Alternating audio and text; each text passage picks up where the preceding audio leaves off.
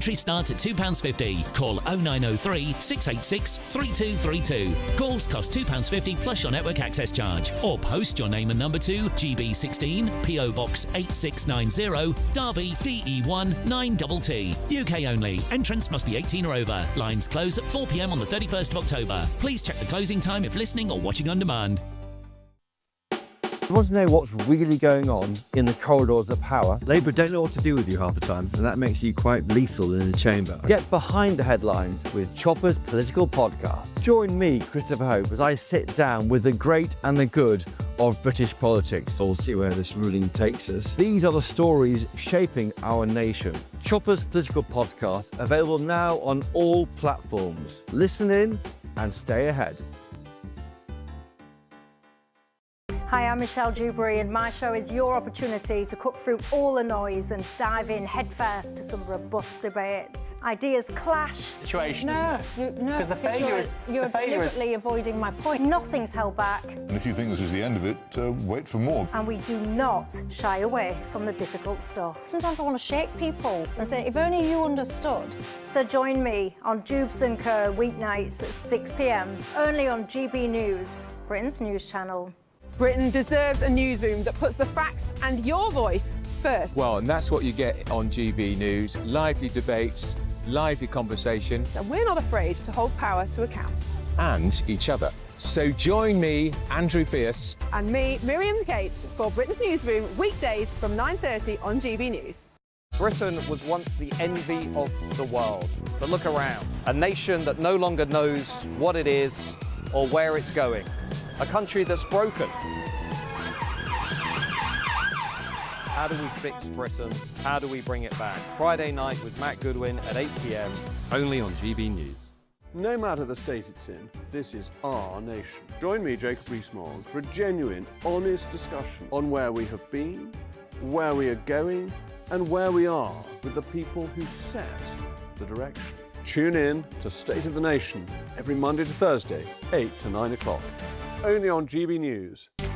From the school run to the home run, watch a new show for all of Britain. He can say whatever he wants. A straight talking show where all voices are heard.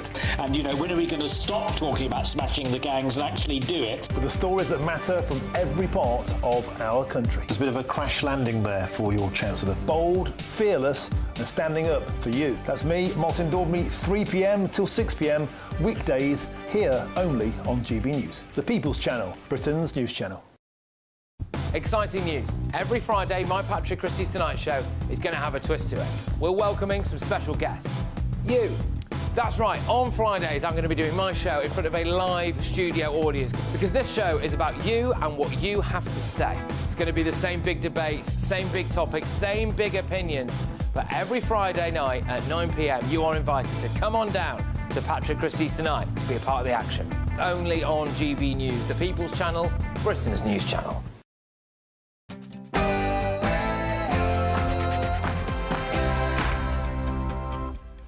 Well, coming your way right now is The Late Show Live with the one and only Ben Leo. And Ben, we've got a huge amount of stuff ripping on the front pages here. Prince Andrew, of course, can he afford Royal Lodge? He's not been paying for it for ages. Looks like Labour want to completely try to squash the Pakistani rape gang inquiry. And we're going to see an end to non-crime hate incidents, which I think makes you and I a bit safer, doesn't it?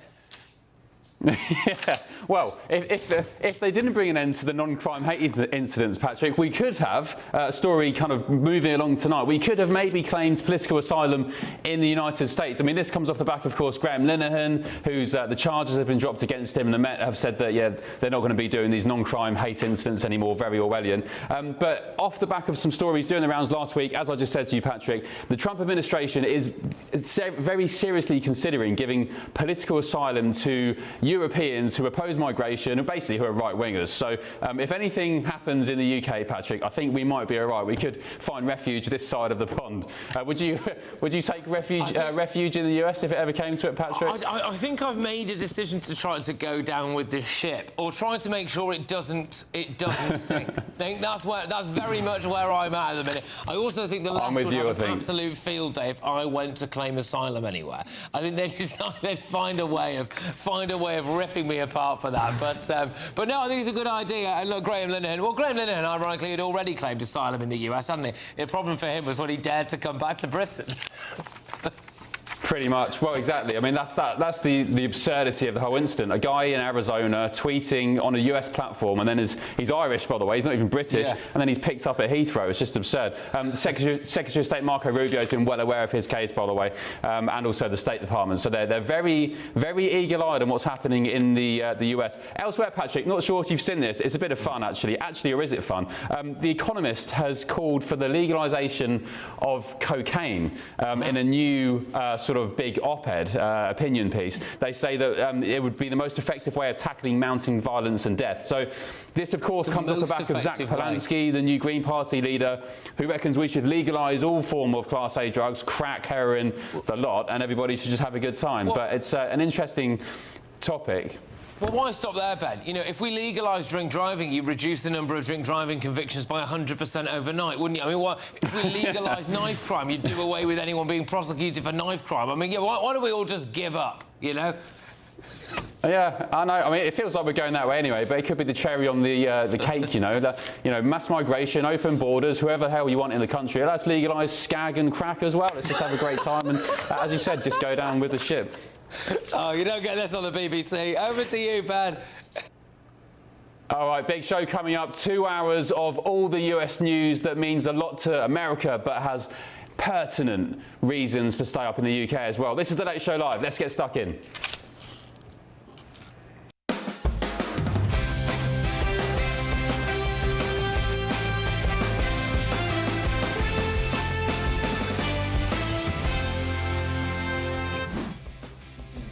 Tonight on The Late Show Live.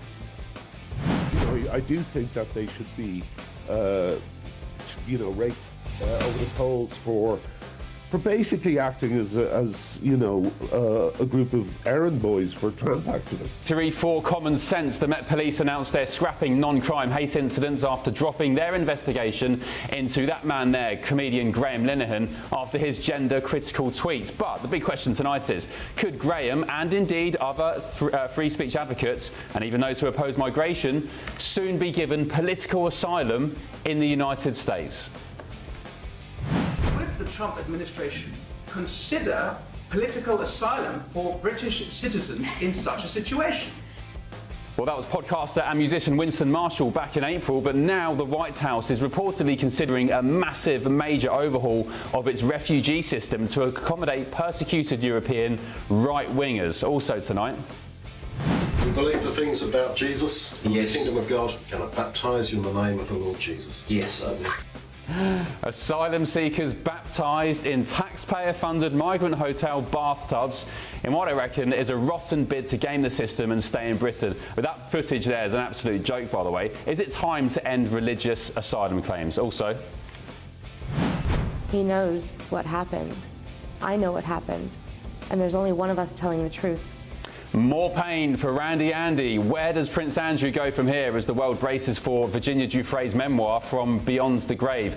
Today, in some bombshell breaking news, we got our hands on that very book 24 hours before the world sees it. And tonight, I'll bring you those full revelations. And we thought it mattered so much 40 years ago, we sent a task force 8,000 miles away to defend the rights of people in the Falkland Islands. So I feel great sympathy for the Chagossians. They got a rotten deal. That was, of course, Reform UK leader Nigel Farage addressing the Commons in a last-ditch effort to block the Chagos deal.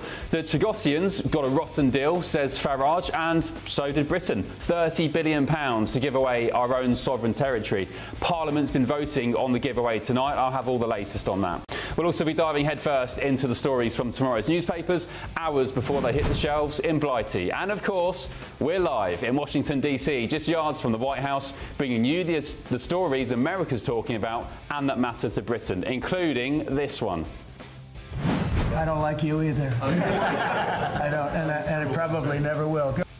Trump on the attack. Find out who the president was talking to during a no-holds-barred meeting in the Oval Office earlier today. I'm Ben Leo. This is The Late Show Live, and your night's just getting started.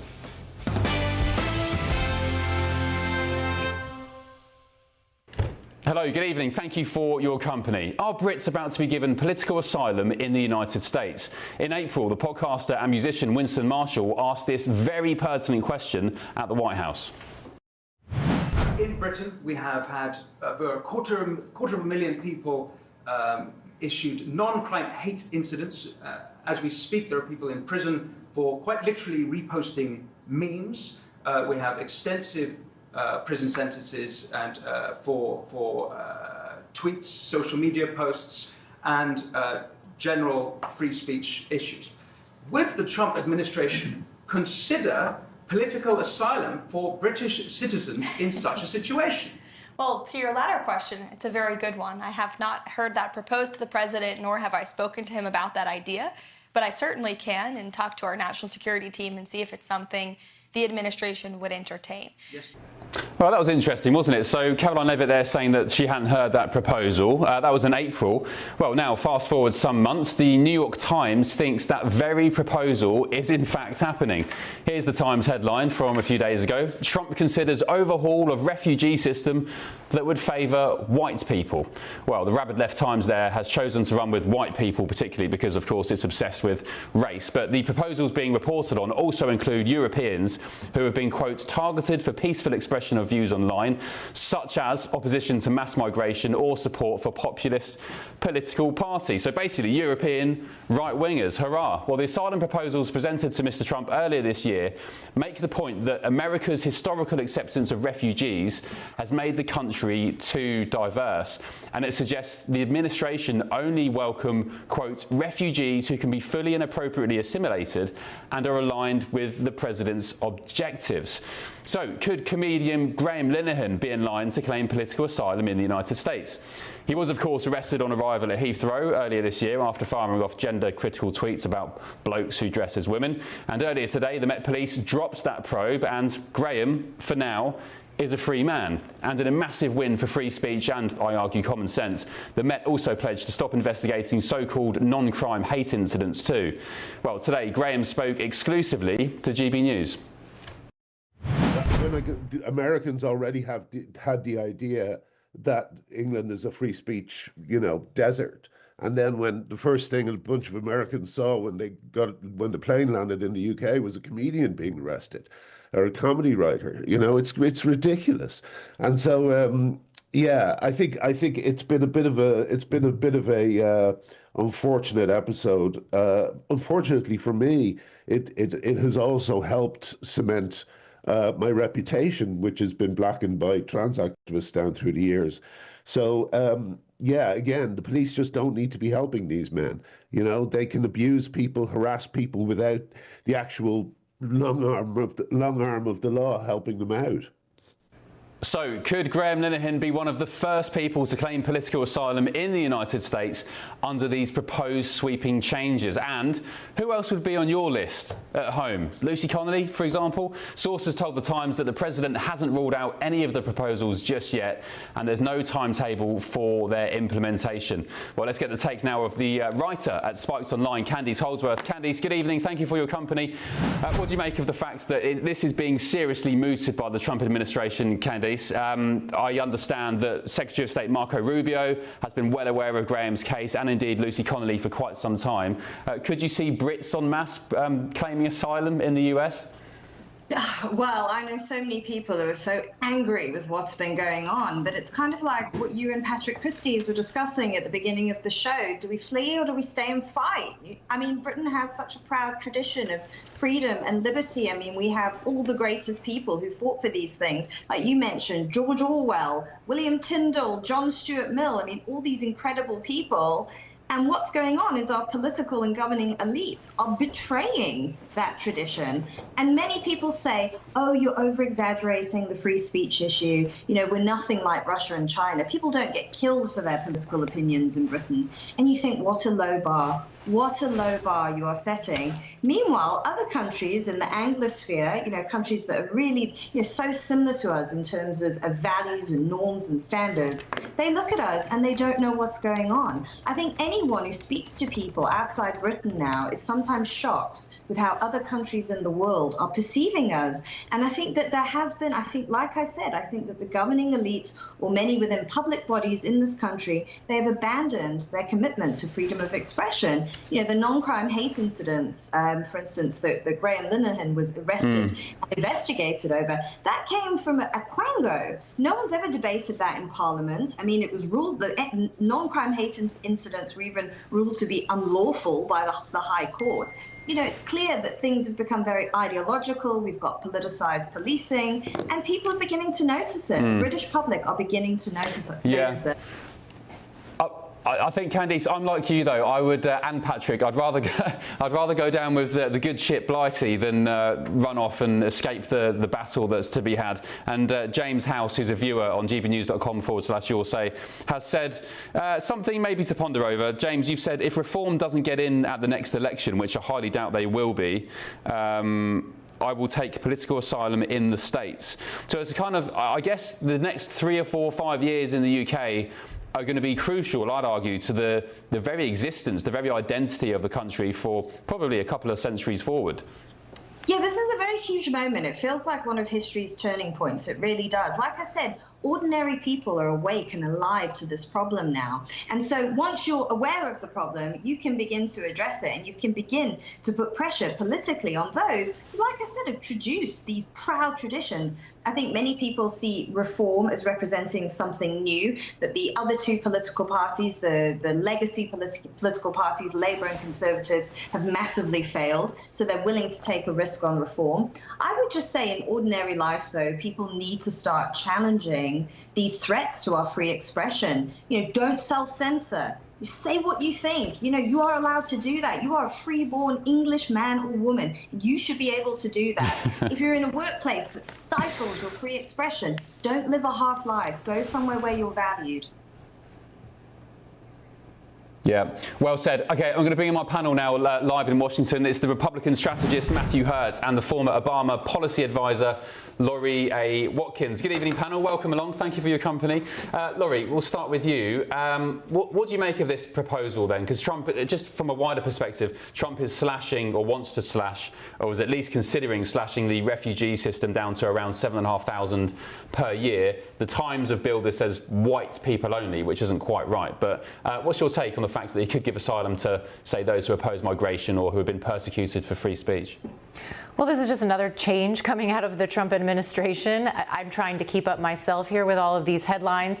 When Trump first was elected and sworn into office in January, you may remember that he came out saying that certain countries, mostly all in Africa, were no longer allowed here in the United States. Then he went so far, I think kind of based on the nudge and suggestion from Elon Musk, that this would include, though, white South Africans, and he brought, I think it was 25 individuals to the United States. So my head's on a swivel. I'm trying to keep up here because it seems to be changing, and this immigration or migration policies in this country are not consistent, and it really should be up to Congress to pass, which we need desperately, is immigration reform. Matthew, what's your take? Is President Trump saving the West with this kind of... Again, I'll just stress, this is just proposals that have landed on his desk. He is considering them, but it's not been decided on, and no timetable has been set. But if he did go ahead, is he, I don't know, as I said, saving the West with this? Well, Graham Linehan, J.K. Rowling, the remaining members of Monty Python, the Flying Circus, all welcome to come to the United States. The reason that the United States has been successful for more than 225 years is that we've been a melting pot where people have assimilated to the culture as it exists in the U.S. This concept of freedom of speech, the rights that we have that are given by our Creator, our God-given rights, exist nowhere else in the world, not even in Great Britain. And so it is important for the people who come to this country after the first generation or into the second, they assimilate and they become American citizens, whatever that looks like in their communities. And so I think President Trump's America First policy, as it evolves, is something that will reflect that, reflect a return to America's greatness. Yeah, we just had a great, well said, Matthew, as well. I agree with that. We just had another message on gbnews.com/your say. You on fire tonight, guys at home. Gaz, you have said the situation in the UK is quite similar to the US in the last election. It was either get Trump into power, it's just gone, get Trump into power and save the free world, or God knows where we'd be now with Kamala and Tim Walz. It's reform or doom for the UK. We need reform to stop the madhouse we all live in now. Matthew, what's your take on the political landscape in the US? You said we don't really have free speech, or you suggested that.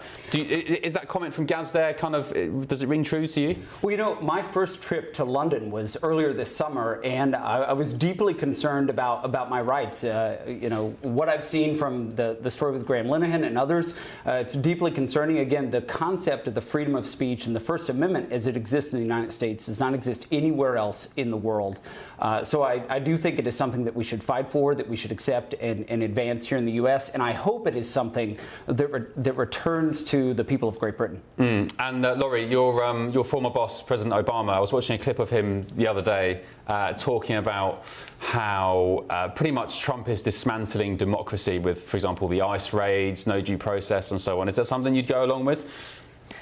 Well, I like to focus on First Amendment speech because here in this country, Donald Trump is trying to take that away, and we see that every single day, whether it's targeting through retribution and retaliation, through people that used to work with him or people within that used to serve in the Justice Department, including firing people at DOJ who were assigned to work on January 6th and the insurrection that he caused. So freedom of speech, and taking away, he's trying to erode at the Voting Rights Act. He's trying to, the No Kings rallies that were happening. While the planning was going on with that, he came out and said, these are terrorists, these are anti-Americans, you hate America, and if we catch you, then there's going to be consequences. You can talk about Charlie Kirk also denying people entry into the United States. I think that's really a fine point to put on this, that all they did was like or retweet something. They didn't even author the tweets themselves. So I agree with what you're saying about Britain, about the UK, but that is not what is happening here in the United States. And so I think it's very hypocritical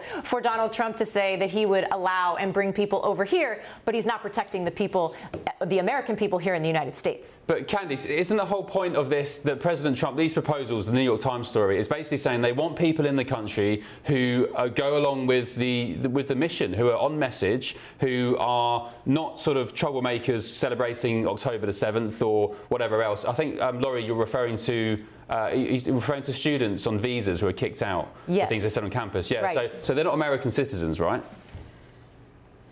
So, Candice, is that the kind of strategy you'd want to see from a leader in the UK? Like, you want people in the country, you want immigrants who are going along with what you have to offer the population, as opposed to people, for example, again, these people on campuses celebrating the likes of October the 7th, or even celebrating the assassination of Charlie Kirk.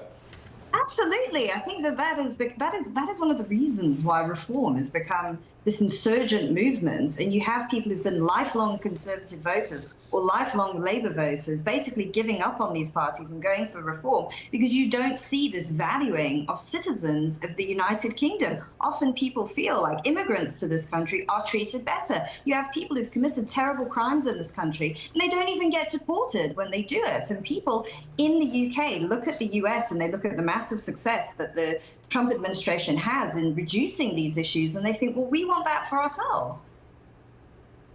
Yeah, I'm just going to play you this clip. It's for Trump at the UN, where he said that he told all the world's leaders, your nations are going to hell. I just want to remind people of that. Here it is. Trump is in serious trouble.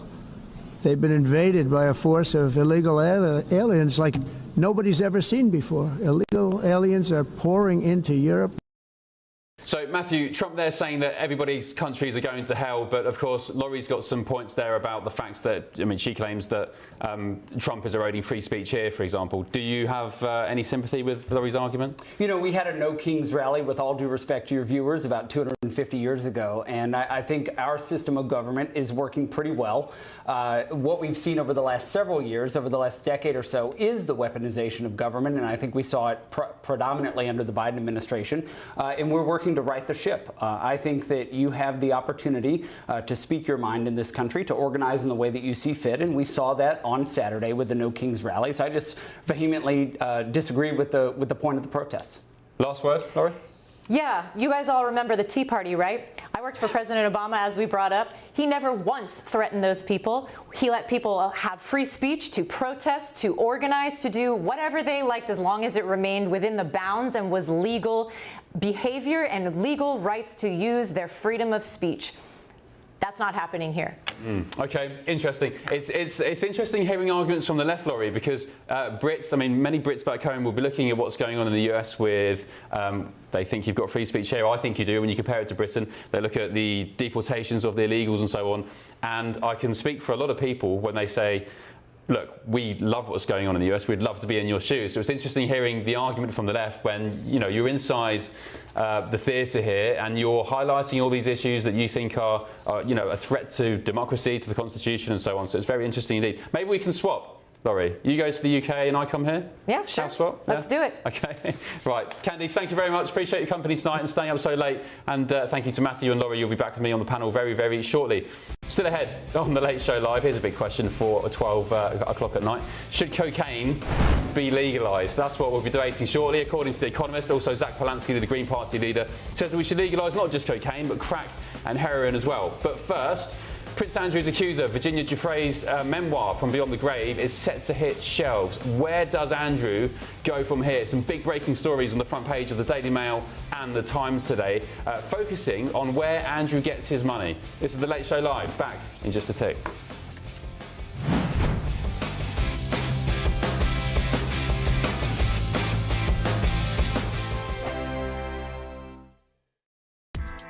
Join me, Nana Akwe, for an informative, interactive news programme with a difference. It's fun. No, he didn't say that, though. I'm so surprised. I think there's an element of truth to that. Join me from 3 p.m. every weekend, only on GB News, Britain's news channel.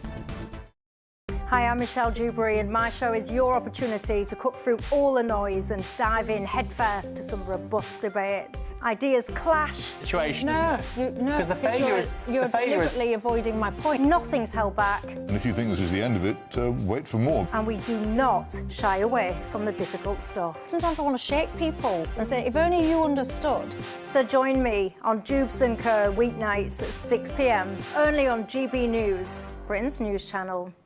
Britain was once the envy of the world. But look around. A nation that no longer knows what it is or where it's going. A country that's broken. How do we fix Britain? How do we bring it back? Friday night with Matt Goodwin at 8 p.m, only on GB News. Mornings don't have to be tiresome, especially if you have the right company. Wake up to news as it happens, opinion and debate, and of course, a little bit of entertainment too. Because when the kettle's on, we're on. That's Breakfast on GB News, a show worth waking up for. Every morning from 6 a.m. Only on the People's Channel, Britain's news channel. We'll spread the news, you spread the word.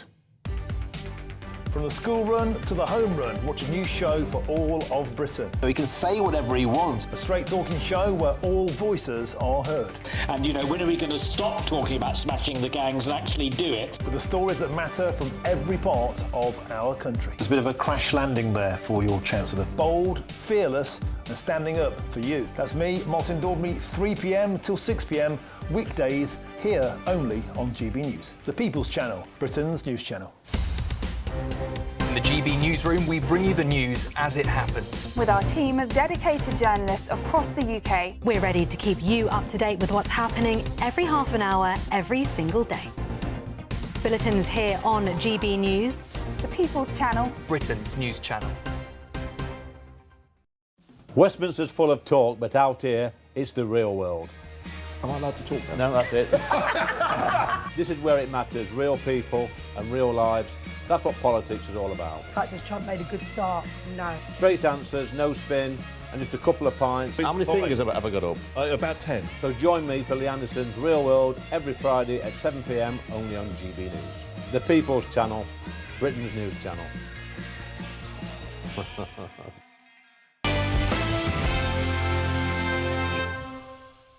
There's a slight problem with the sweating because I have a peculiar medical condition, which is that I don't sweat.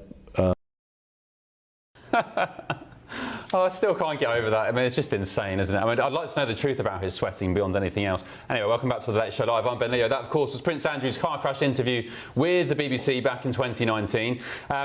Big questions tonight on the front page of the Daily Mail and the Times newspaper. I mean, Andrew's scandal just rolls on and on and on. Tonight, big questions being asked about how the Prince will be able to afford his massive house in Great Windsor Park, Royal Lodge. I mean, he rattles round that gaff with Fergie. It's got about 20 rooms as far as I can remember, and it's got a massive maintenance bill as well. Where does he get his money from? The Daily Mail just now look. Just how can Andrew afford the Royal Lodge? Let's get the take of American attorney Lisa Bloom in New York. Lisa, good evening. I'm not sure if you know how Andrew affords Royal Lodge. I'm sure you can't answer that, but this scandal of Prince Andrew just keeps rolling on and on, doesn't it? Where is it going? Where does it end up? And how does it end for Prince Andrew, Lisa? Well, my perspective is always on behalf of the victims, right? I represented 11 victims of Jeffrey Epstein, and with Virginia Giuffre's book out now, I would really love to see Prince Andrew give an apology and give a detailed response to the allegations that she has against him in the book. I don't think that's going to happen. Perhaps he'll just continue rattling around in that house all by himself. And that's beyond all the payout, the £12 million payout that was, I think, funded partly by the late Queen, Prince Andrew's mother. Isn't that what the victims, well, the alleged victims, because Andrew, of course, denies any wrongdoing at all, but isn't that just what Virginia Giuffre wanted beyond anything else, just an apology and some recognition? Absolutely. You are 100% right. I have represented victims of sexual abuse for many, many years in our civil law system, and that's where you can get money to compensate you for the pain and suffering, and they should get that compensation. But what they always want, and what Virginia wanted, was an acknowledgement that she was telling the truth, that that famous photo of him with his arms around her when she was very young was real. He said it was doctored. And, you know, he has continued to run and hide and not answer questions, and now he's stepping down, but he's continued to avoid these allegations, and I guess that's what he's just going to continue to do for the rest of his life. Yeah, lots of our viewers, Lisa, they've been saying the last couple of days, look, Prince Andrew has been found guilty of nothing just yet. He is technically an innocent man. But I guess the point is, he's been found to have lied in that Newsnight interview. He contacted Epstein after he said he didn't, and well after the fact that he was convicted for sex crimes. So we know he's a liar. Is there any weight in the argument that, yes, Prince Andrew has technically done nothing wrong? Well, most people don't pay £12 million because they've done nothing wrong, right? Exactly. And I don't think that most reasonable people will look at the whole picture and say he's done nothing wrong. Unfortunately, our court system is terrible for victims of sexual abuse. There are statutes of limitations, time deadlines to file. You have to get a district attorney to go along with it. Sometimes they're very political and they don't want to file charges against somebody like Prince Andrew, a member of the royal family. I can understand why they would not want to do that for diplomatic reasons in the U.S., but I think they should have. We had Virginia Giuffre, before her tragic suicide, was willing to cooperate in the criminal case. I represented a woman who was a witness in the case, who said she was willing to be part of the case and say that she saw the two of them together at a time when Prince Andrew said they were not together. So I think there could have been a case. There wasn't a case, and the fact that he was a royal helped him in that situation. OK, I'm going to bring my panel in, if you don't mind, Lisa. It's the former Obama policy advisor, Laurie Watkins, and Republican strategist, Matthew Hertz. Welcome, panel. Laurie, you were sort of cheering there at the fact Lisa mentioned the £12 million payout. What was your take on that? Just because Prince Andrew says that he did not commit these crimes, when they are crimes, because he sexually assaulted, groomed, was part of all of these accusations that are against him. There has been evidence of that, by the way, and you don't just pay somebody off £12 million if you've done nothing wrong. He has committed acts that are predatory. He has lied about it. He has consistently been caught lying. And yes, these are survivors. A lot of these are survivors. I don't like to call them victims. They are survivors of these crimes. I see Lisa shaking her head. They're survivors. And in this country, most people find it hard to even believe a victim. That's another reason why it takes them a long time to come forward. And especially the people, the men that are on this list, and my sources tell me, who have had explicit, they've seen this book that's about to come out in 24 hours. I know you said you've seen a copy of it. That it's actually not going to be hard to determine who some of these men are on Democrat, Republican, all across the world, that they have participated in this, and we'll be able to figure out who those people are.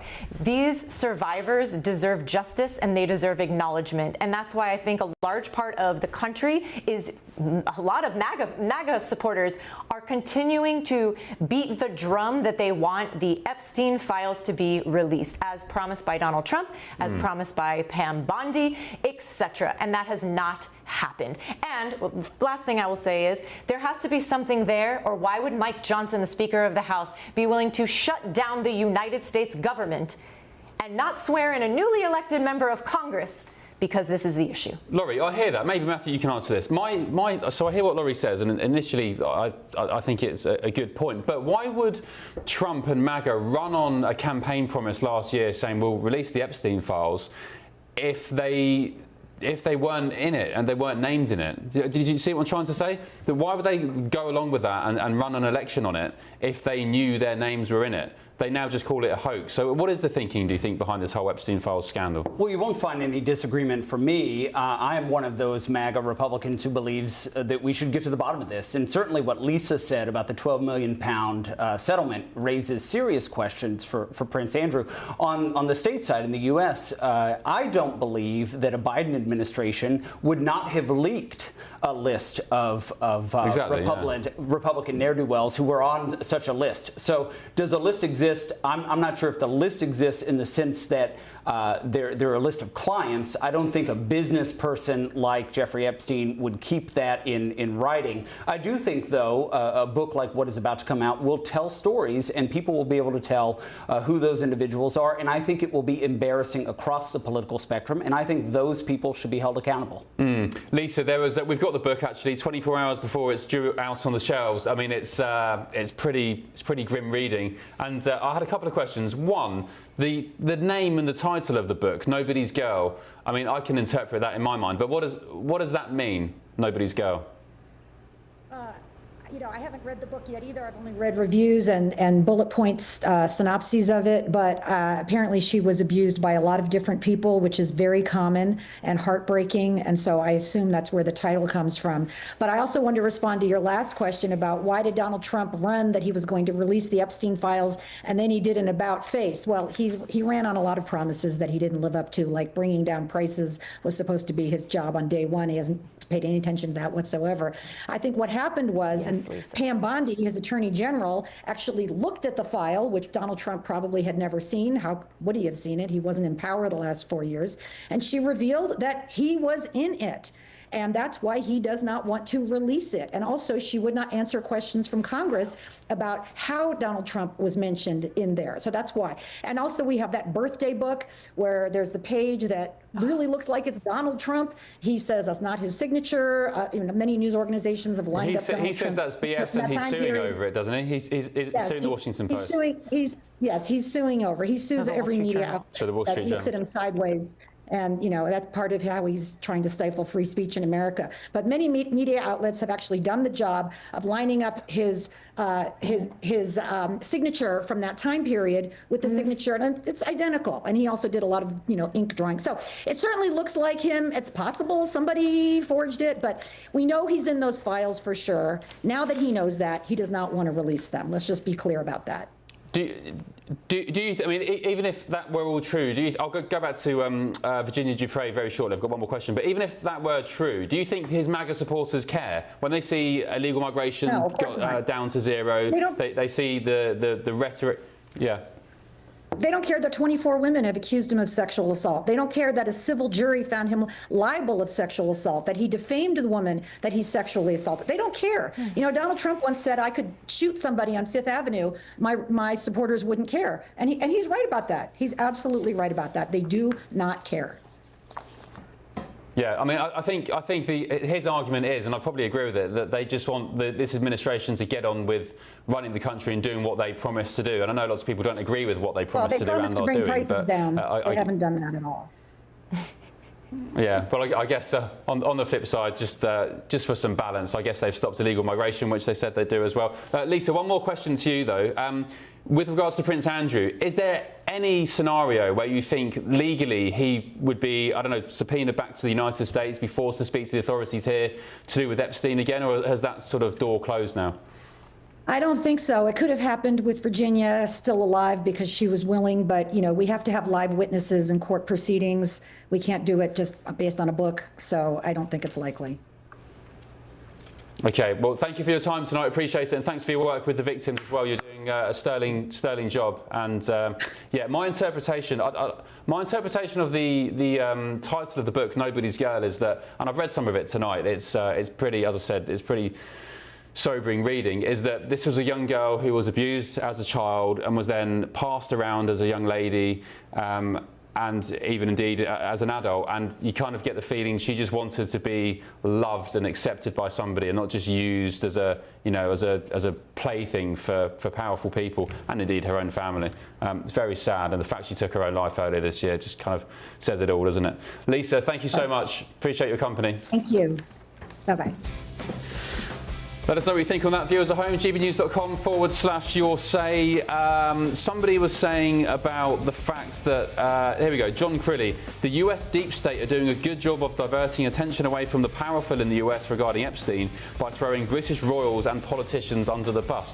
I mean, Andrew's been proven to be lying. I don't think they're intentionally diverting attention away. If Prince Andrew has been found to be lying in that Newsnight interview, and he deserves everything he's getting right now. I think, as Lisa said, though, we do want some answers from him. Anyway, still ahead on The Late Show Live.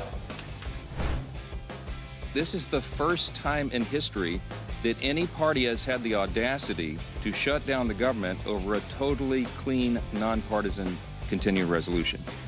This is a political stunt. That was the Speaker, Mike Johnson, who has a few things to say about the government's shutdown this side of the pond and who might be to blame. No prizes, they're blaming the Democrats. But also tonight, we'll take a look at all the front pages before they hit the shelves in Blighty. Some big stories again on the grooming gang inquiry.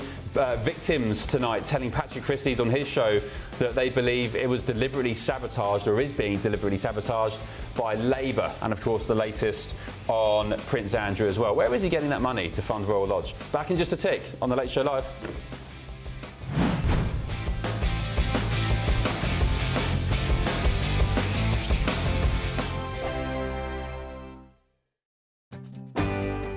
I'm Michael Portillo. This is GB News, the People's Channel, Britain's news channel.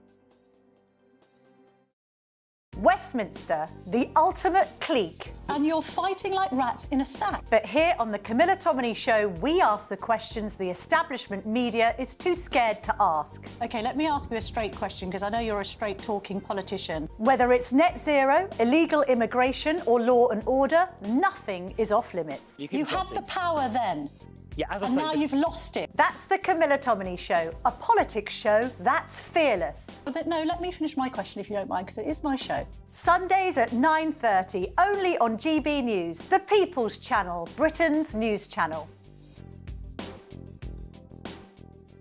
No matter the state it's in, this is our nation. Join me, Jacob Rees-Mogg, for a genuine, honest discussion on where we have been, where we are going, and where we are with the people who set the direction.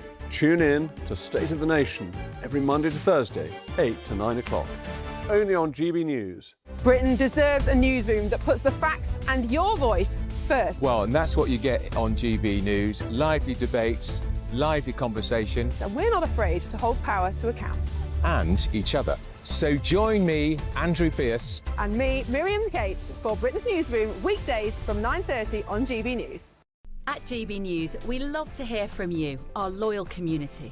So drop us a line at gbnews.com/your say. There you can talk to each other and also to the presenters live on air. gbnews.com/your say, because GB News is your channel, Britain's news channel. Westminster's full of talk, but out here, it's the real world. Am I allowed to talk now? No, that's it. This is where it matters, real people and real lives. That's what politics is all about. In fact, has Trump made a good start?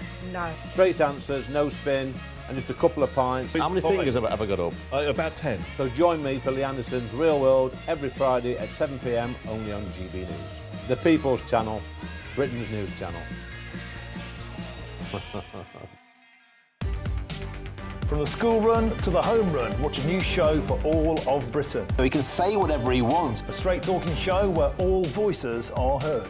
And, you know, when are we going to stop talking about smashing the gangs and actually do it? With the stories that matter from every part of our country. There's a bit of a crash landing there for your Chancellor. Bold, fearless and standing up for you. That's me, Martin Daubney, 3 p.m. till 6 p.m. weekdays here only on GB News. The People's Channel, Britain's news channel. I'm Stephen Dixon, and thanks for joining us on GB News, Britain's news channel.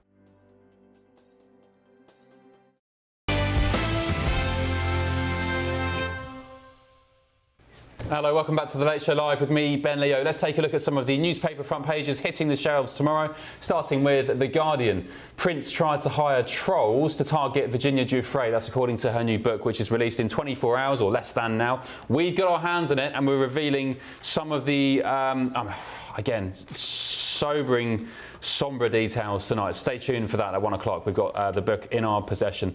Yes, Prince tried to hire trolls to target Giuffre, according to her new book. The Daily Telegraph, the grooming inquiry sabotaged, quote unquote, by Labour. We had a victim tonight on Patrick's show saying that, I mean, two of them have now quit the inquiry, saying that Labour's deliberately trying to sabotage the inquiry. The Independent, Powell's attack on Starmer. We must turn Labour around. The frontrunner for deputy leadership takes aim at the PM over missteps and mistakes, saying she was sacked for opposing cuts and the party must reconnect with lost voters, but not by copying Farage's reform. The Metro, something went wrong. This is the story about the Amazon Web Services blackout earlier today. Worldwide wobble, they call it, after web giants glitch. The Washington Post, Trump can deploy National Guard in Portland. That's according to the appeals court. A federal judge appointed by President Trump had blocked his administration from sending the the federalized National Guard members to Oregon's largest city. He can now do it. gbnews.com/your say. Let's get the take of the Spectator's Angus Colwell, who's live in London to go through the papers. Angus, good evening. Thank you for your company at this hour. Anything particularly that's catching your eye on the front pages this morning? I mean, the Telegraph is a fascinating story about the sort of farce that is becoming of the grooming gangs inquiry. This is an issue that Labour has to get right, simply, and with something as grave as this. And you don't really want to play politics with it, but this is just, perfect for reform. I mean, you've got two of the victims sort of leaving the inquiry because they're claiming it's been sabotaged. You've got Kemi Badenoch saying that the inquiry's collapsed, but her party was in power for 14 years, broadly did nothing about it. And I think, I was looking tomorrow, we've got Boris Johnson speaking at the COVID inquiry at 10 a.m. I think what the people want is fewer inquiries and a bit more prosecution and a bit more action. Yeah, and you say you don't want to politicise the grooming gangs inquiry, but Labour did exactly that. You had Keir Starmer in January saying that anybody who calls for a grooming gangs inquiry was jumping on a far-right bandwagon. So they did it. Labour set the rules of this, so they now can't complain that it's being politicized, Angus. No, and they were completely embarrassed by the Baroness Casey report, which revealed, lots of uncomfortable truths that Labour might not be happy to hear. They're going to have to have some action on this somewhere, whether it's prosecution. I think that's probably what the British people want, but these headlines aren't particularly good for the government at all. And you mentioned Boris Johnson's at the COVID inquiry tomorrow? COVID inquiry tomorrow, yeah. He was only there 2 years ago, and I sort of wondered what they've been doing the past 2 years. Chris Whitty this morning was at the COVID inquiry in late 2025, and he was saying that maybe some of the measures in the first lockdown are a bit too far. Maybe we should have let people outside for more than an hour a day. That probably would have been helpful then, I think a lot of people will be thinking. Oh, goodness me. I don't want to think back to COVID. I mean, it was one of the most extraordinary times of my life. I mean, the inquiry's been, as you said, been going on for 2 years. And I think many people, especially who kind of got through COVID, whether they were forced to get a vaccine they didn't need, but told they couldn't go to the pub unless they had, papers, please, sort of Orwellian protections against what eventually was pretty much the flu. And it's been going on for 2 years. And I think you're right, Angus. People want to see some action. They want to know why we were locked down. They want to know why the elderly in care homes were sectioned off and pretty much killed en masse, allowed the virus to run riot, why people who didn't need, arguably, vaccines, which were experimental vaccines, Pfizer never tested for transmission, all these kind of questions, why we were made to stand 6 feet apart when Anthony Fauci here in the US has admitted that they pretty much made that rule up out of thin air. Are we getting any answers to that kind of thing? I don't know, have you been keeping an eye on the COVID inquiry? I mean, as anyone, I don't think we are going to get any answers, and I think that the public has simply switched off. I mean, you know, this is interesting for Boris Johnson as well. There's all these sorts of questions about whether he's going to have a comeback. I think COVID, the fact that he's at the COVID inquiry, reminds people of quite what his premiership was like. There's been lots of talk about the Boris wave over the past couple of weeks and months about the fact that Boris Johnson let in an unprecedented number of migrants into the country, and I think that his appearance in the inquiry tomorrow will only go to remind people how dark some of those days were. Yeah, Boris was on my show here on the Late Show Live, was it last week or the week before? And, you know, we'd kind of gone over the Boris wave, but reports suggest it was the Treasury which bounced him into basically doing that, wasn't it? And, of course, there was this new poll from More in Common a few weeks ago, just before the Tory conference, saying that a change of leader, Kemi would get no poll boost, Robert Jenrick as new leader would get no poll boost, but who'd get a 6-point poll boost if they returned as leader to the Tories? Of course, Boris Johnson. I don't think he's coming back, do you, Angus? No, I don't. I think Nadine Dorries defecting to Reform, his sort of great ally, was a bit of a sort of death on the coffin. But those polling figures are impossible to deny, and, you know, maybe they wouldn't, maybe reality would sort of intrude if it were to actually happen. But, you know, he still retains some appeal, sure. Yeah, I mean, he's an eco-zealot. He opened the borders. I'm not sure he'd be too favourable with Reform voters. But anyway, Angus Caldwell, thank you very much. Appreciate your company tonight, and we'll catch up again in the next hour. Right, gbnews.com/your say. Let us know what you think on that. Boris, big comeback. I know it's kind of old news, but maybe your mind's changed over the past 2 weeks. Still ahead on the Late Show Live. Thank you so much. Thank you over there. Have a good time. Nice to see you. Bye, darling. Have a good time. Thank you. A memorable throwback from the US president there. That video went viral 1 year ago today. Some argue, and I'll get the thoughts of the panel a bit later on, some argue maybe that, along with the Butler shooting, potentially won him the election. But anyway, also tonight, The Economist magazine backs the legalisation of cocaine. Yes, Class A drug cocaine. Do you, and also Zach Polanski, the Green Party leader, does as well, crack, heroin, cocaine, all of it. He wants us to have an absolutely field day on the streets of Britain. gbnews.com/your say. We're discussing that next. This is The Late Show Live. Back in a tick.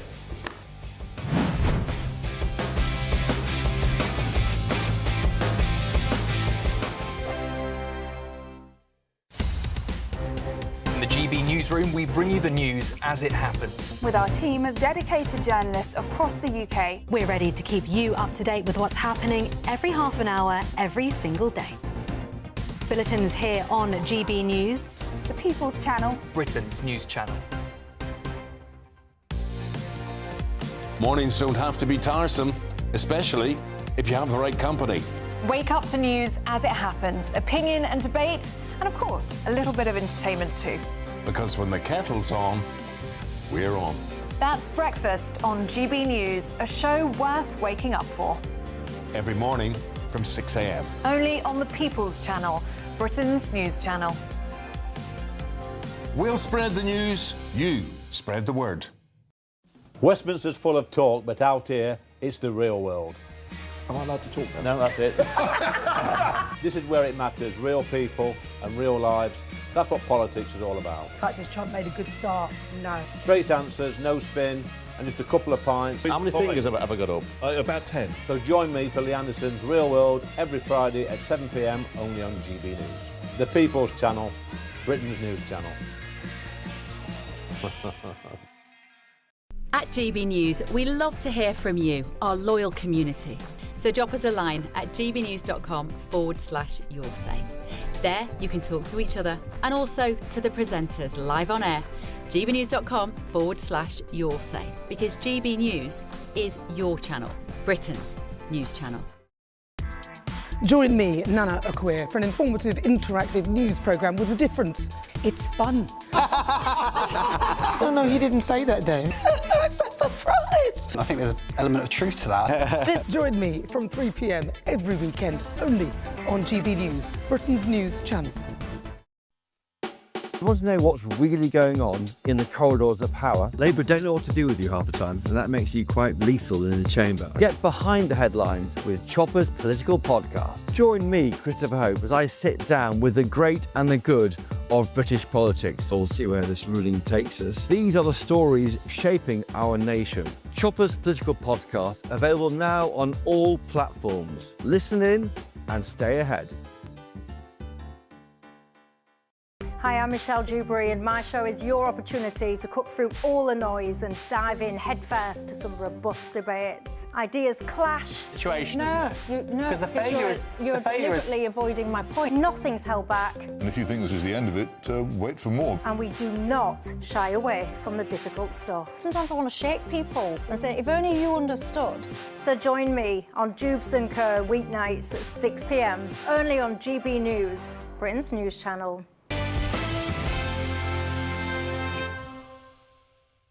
Hello, welcome back to The Late Show Live. I'm Ben Leo, and tonight we're debating, should cocaine be legalised? Well, there is a reason for this. According to The Economist, it should. And of course, Green Party leader Zach Polanski reckons we should legalise all Class A drugs. The Economist, in the last couple of days, has argued that legalising cocaine would, quote, eliminate the price premium that motivates the world's most violent criminals. Well, to discuss this now, I'm joined by the pharmacist Thorin Govin. Thorin, thank you for your company. Welcome to the show.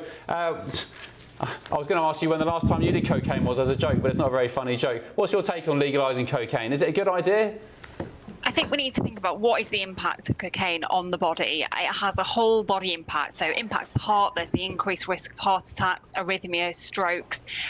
Even if we think about needle-related injuries, injecting cocaine can lead to infections. And we also need to think about mental health impact here, addiction, dependency. So before we even start debating whether a drug should or shouldn't be legalised, I think we need to have a think about what it does on the body. This drug in particular, very few places in the world have legalised this at all. So I think that's the starting point for me on this. And some of the regular things that we hear when it comes to legalising, declassifying drugs, is this risk of, is this reducing criminal activity, helping eliminate black markets, reducing the power of organised crime?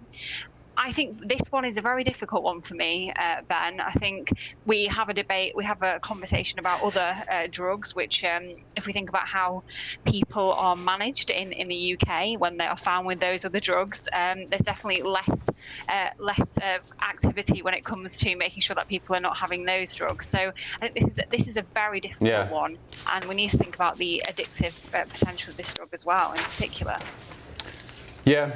I hear you. The Economist argues that consumers, I mean, they call them consumers of cocaine, I guess that's accurate, as opposed to retail consumers, they could be sure of dosage and quality. And I guess they argue that you'd be less likely to have overdoses and so on. They think prisons would be emptier and the criminal justice system could focus on deadlier synthetics. And also, I guess it would be a good tax haven for this Labour government, but I suppose they just squander it on migrant hotels or something, wouldn't they, Thorin?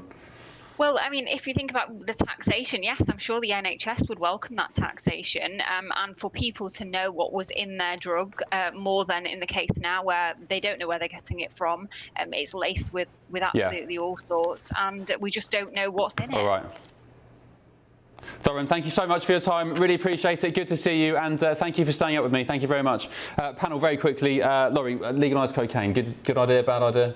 No, I think it's a bad idea for many of the reasons that Thorin said, but I've got a little theory here. I think that The Economist might be talking about this because Trump is blowing up boats from Venezuela and the Caribbean that claiming that it's fentanyl, but it really is cocaine. So that's why the price is going to go up. And when 1 in 50 Brits admit to using cocaine, that's pretty striking. Okay, very quickly, yes or no, legalise? No. No, good stuff. Right, more coming up in the next hour, including the rest of the papers. Here's your weather, though. Back in just a sec on The Late Show Live.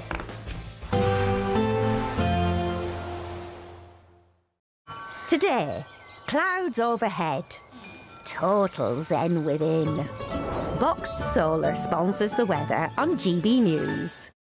Hello there, good morning. Welcome to your GB News weather update from the Met Office. An unsettled week to come with some wet and windy weather arriving later Wednesday through into Thursday before turning colder as we progress into the weekend. For today though, to start we'll see a mix of cloud, also some brighter spells, but there are going to be plenty of showers, particularly across western areas, northwestern parts of England, also western Scotland. These will merge into longer spells of rain, and eventually into the afternoon we'll see some showers moving into eastern areas too. The best of the brightness likely across parts of the south and southeast, but even here we could see some isolated showers. Temperatures around about average for the time of year, highs reaching 16 degrees Celsius. Feeling a little cooler across the north, and that's all because of some fairly strong winds which will progress through the course of the evening and overnight, particularly around coasts of Scotland where there is a chance that we could see some gales. Also some outbreaks of rain continuing across western Scotland, and still some showers lingering through into the evening across Northern Ireland and northern parts of England. Still plenty of showers feeding into western areas of Wales and also southwest England. Still mostly dry across central areas, parts of the south and southeast, and through the course of the night we'll see most of these showers fade away, though some will still remain, particularly across parts of Scotland where winds will continue to be strong through most of the night. We also might see a bit more cloud across southern counties, a chance this could be thick enough to produce some rain, but mostly it should remain dry overnight, mix of cloud and also some clearer skies, particularly across eastern areas of England, so where we see those clear skies develop, a chance of some mist and fog during the early hours of the morning. This will lift and clear, and Wednesday should be a mostly dry, settled day. There are still going to be some showers, particularly across parts of northwest England, Northern Ireland, western coast of Scotland. Still fairly blustery too across the far north of Scotland, and it's later into the evening where we'll see a return of some wet and windy weather, particularly across parts of the southwest. Otherwise, temperatures around about average once again, highs reaching 16 degrees Celsius. Today, clouds overhead, total zen within. Boxed Solar sponsors the weather on GB News. Mornings don't have to be tiresome, especially if you have the right company. Wake up to news as it happens, opinion and debate, and of course, a little bit of entertainment too. Because when the kettle's on, we're on. That's Breakfast on GB News, a show worth waking up for. Every morning from 6 a.m. Only on the People's Channel, Britain's news channel. We'll spread the news, you spread the word. Hi, I'm Michelle Dewberry, and my show is your opportunity to cut through all the noise and dive in headfirst to some robust debates. Ideas clash. Situation, No, Because the failure is... You're deliberately avoiding my point. Nothing's held back. And if you think this is the end of it, wait for more. And we do not shy away from the difficult stuff. Sometimes I want to shake people and say, if only you understood. So join me on Jubes & Co. weeknights at 6 p.m, only on GB News, Britain's news channel. Join me, Nana Akweer, for an informative, interactive news programme with a difference. It's fun. No, you didn't say that, Dave. I'm so surprised. I think there's an element of truth to that. Join me from 3 p.m. every weekend, only on GB News, Britain's news channel. At GB News, we love to hear from you, our loyal community. So drop us a line at gbnews.com/yoursay. There you can talk to each other and also to the presenters live on air. gbnews.com/yoursay, because GB News is your channel, Britain's news channel. Westminster, the ultimate clique. And you're fighting like rats in a sack. But here on the Camilla Tominey Show, we ask the questions the establishment media is too scared to ask. OK, let me ask you a straight question, because I know you're a straight-talking politician. Whether it's net zero, illegal immigration or law and order, nothing is off-limits. You had the power then. Yeah, as I say, now you've lost it. That's the Camilla Tominey Show, a politics show that's fearless. But no, let me finish my question if you don't mind, because it is my show. Sundays at 9:30, only on GB News, the People's Channel, Britain's news channel. From the school run to the home run, watch a new show for all of Britain. He can say whatever he wants. A straight talking show where all voices are heard. And, when are we going to stop talking about smashing the gangs and actually do it? With the stories that matter from every part of our country. There's a bit of a crash landing there for your Chancellor. Bold, fearless and standing up for you. That's me, Martin Daubney, 3 p.m. till 6 p.m, weekdays, here only on GB News. The People's Channel, Britain's news channel. I'm Tom Harwood. This is GB News, Britain's news channel.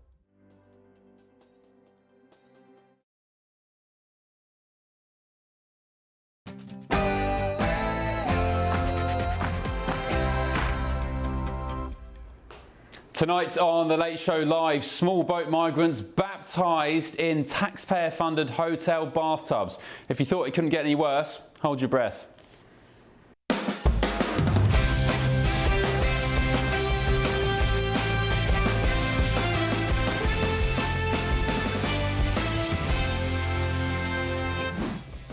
Hello, good evening on The Late Show Live tonight.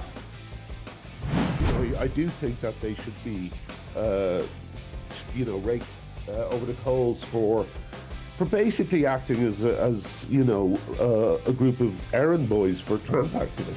Hurrah, common sense at last. The Met Police announced they're scrapping non-crime hate incidents today after dropping their investigation into Graham Linehan's gender-critical tweets. But the big question is, could Graham and other free speech advocates, and even those who oppose migration, soon be given political asylum in the United States?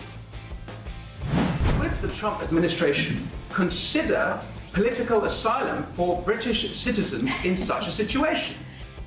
Well, that was Winston Marshall, the podcaster and musician, back in April. Now the White House is reportedly considering a major overhaul of its refugee system to accommodate right-wing Europeans. Also tonight. You believe the things about Jesus and Yes. the kingdom of God? Can I baptise you in the name of the Lord Jesus? Yes. Oh, Jesus. Asylum seekers baptised in taxpayer-funded migrant hotel bathtubs in a rotten bid to game the system and, eventually, stay in Britain. Is it time to end religious asylum claims? He knows what happened. I know what happened. And there's only one of us telling the truth. Oh dear, more pain for Randy Andy. Where does Prince Andrew go from here as the world braces for Virginia Giuffre's memoir From Beyond the Grave? Today, tonight, we have our hands on that very bombshell book 24 hours before the world sees it. And I'll bring you those full revelations very shortly. Also tonight. We thought it mattered so much 40 years ago, we sent a task force 8,000 miles away to defend the rights of people in the Falkland Islands. So I feel great sympathy for the Chagossians. They got a rotten deal. Nigel Farage there addressing the Commons earlier tonight in a last-ditch effort to block the absolutely absurd, insane Chagos deal. The Chagossians, he says, got a rotten deal, and so is Britain too. £30 billion and the rest to give away our own sovereign territory. We'll also be diving headfirst into the stories from tomorrow's newspapers, hours before they hit the shelves in Blighty. And of course, we're live in Washington, D.C., just yards from the White House, bringing you the stories America's talking about and that matter to Britain too, including this one. I don't like you either. I don't, and I probably never will. President Trump on the attack again. Find out just who the president was talking to during a no-holds-barred meeting in the Oval Office a bit earlier today. I'm Ben Leo. This is The Late Show Live, and welcome to the second hour, where the stories get hotter, the pace gets a little bit faster, and the brakes have been dropped. Hallelujah! Don't go anywhere.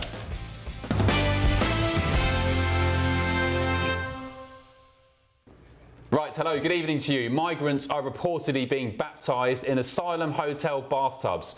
Take a look. You believe the things about Jesus and Yes. the kingdom of God? Can I baptise you in the name of the Lord Jesus? Yes.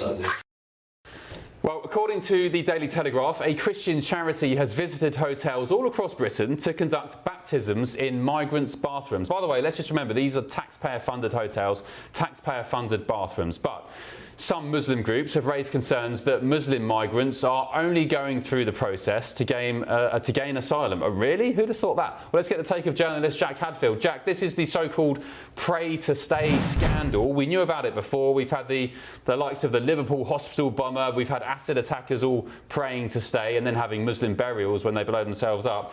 But now we have the footage, Jack. This seems to just be getting worse, doesn't it? Yeah, I think it's definitely increasing, especially as we're having more and more asylum seekers across the channel in small boats being put in these hotels. Obviously, we've been covering all the protests that have been happening on the ground because of these hotels over the last few months. And now it just adds insult to injury. Not only are these migrants in there who are going out, and as we know, they've assaulted schoolgirls, they've invaded people's homes.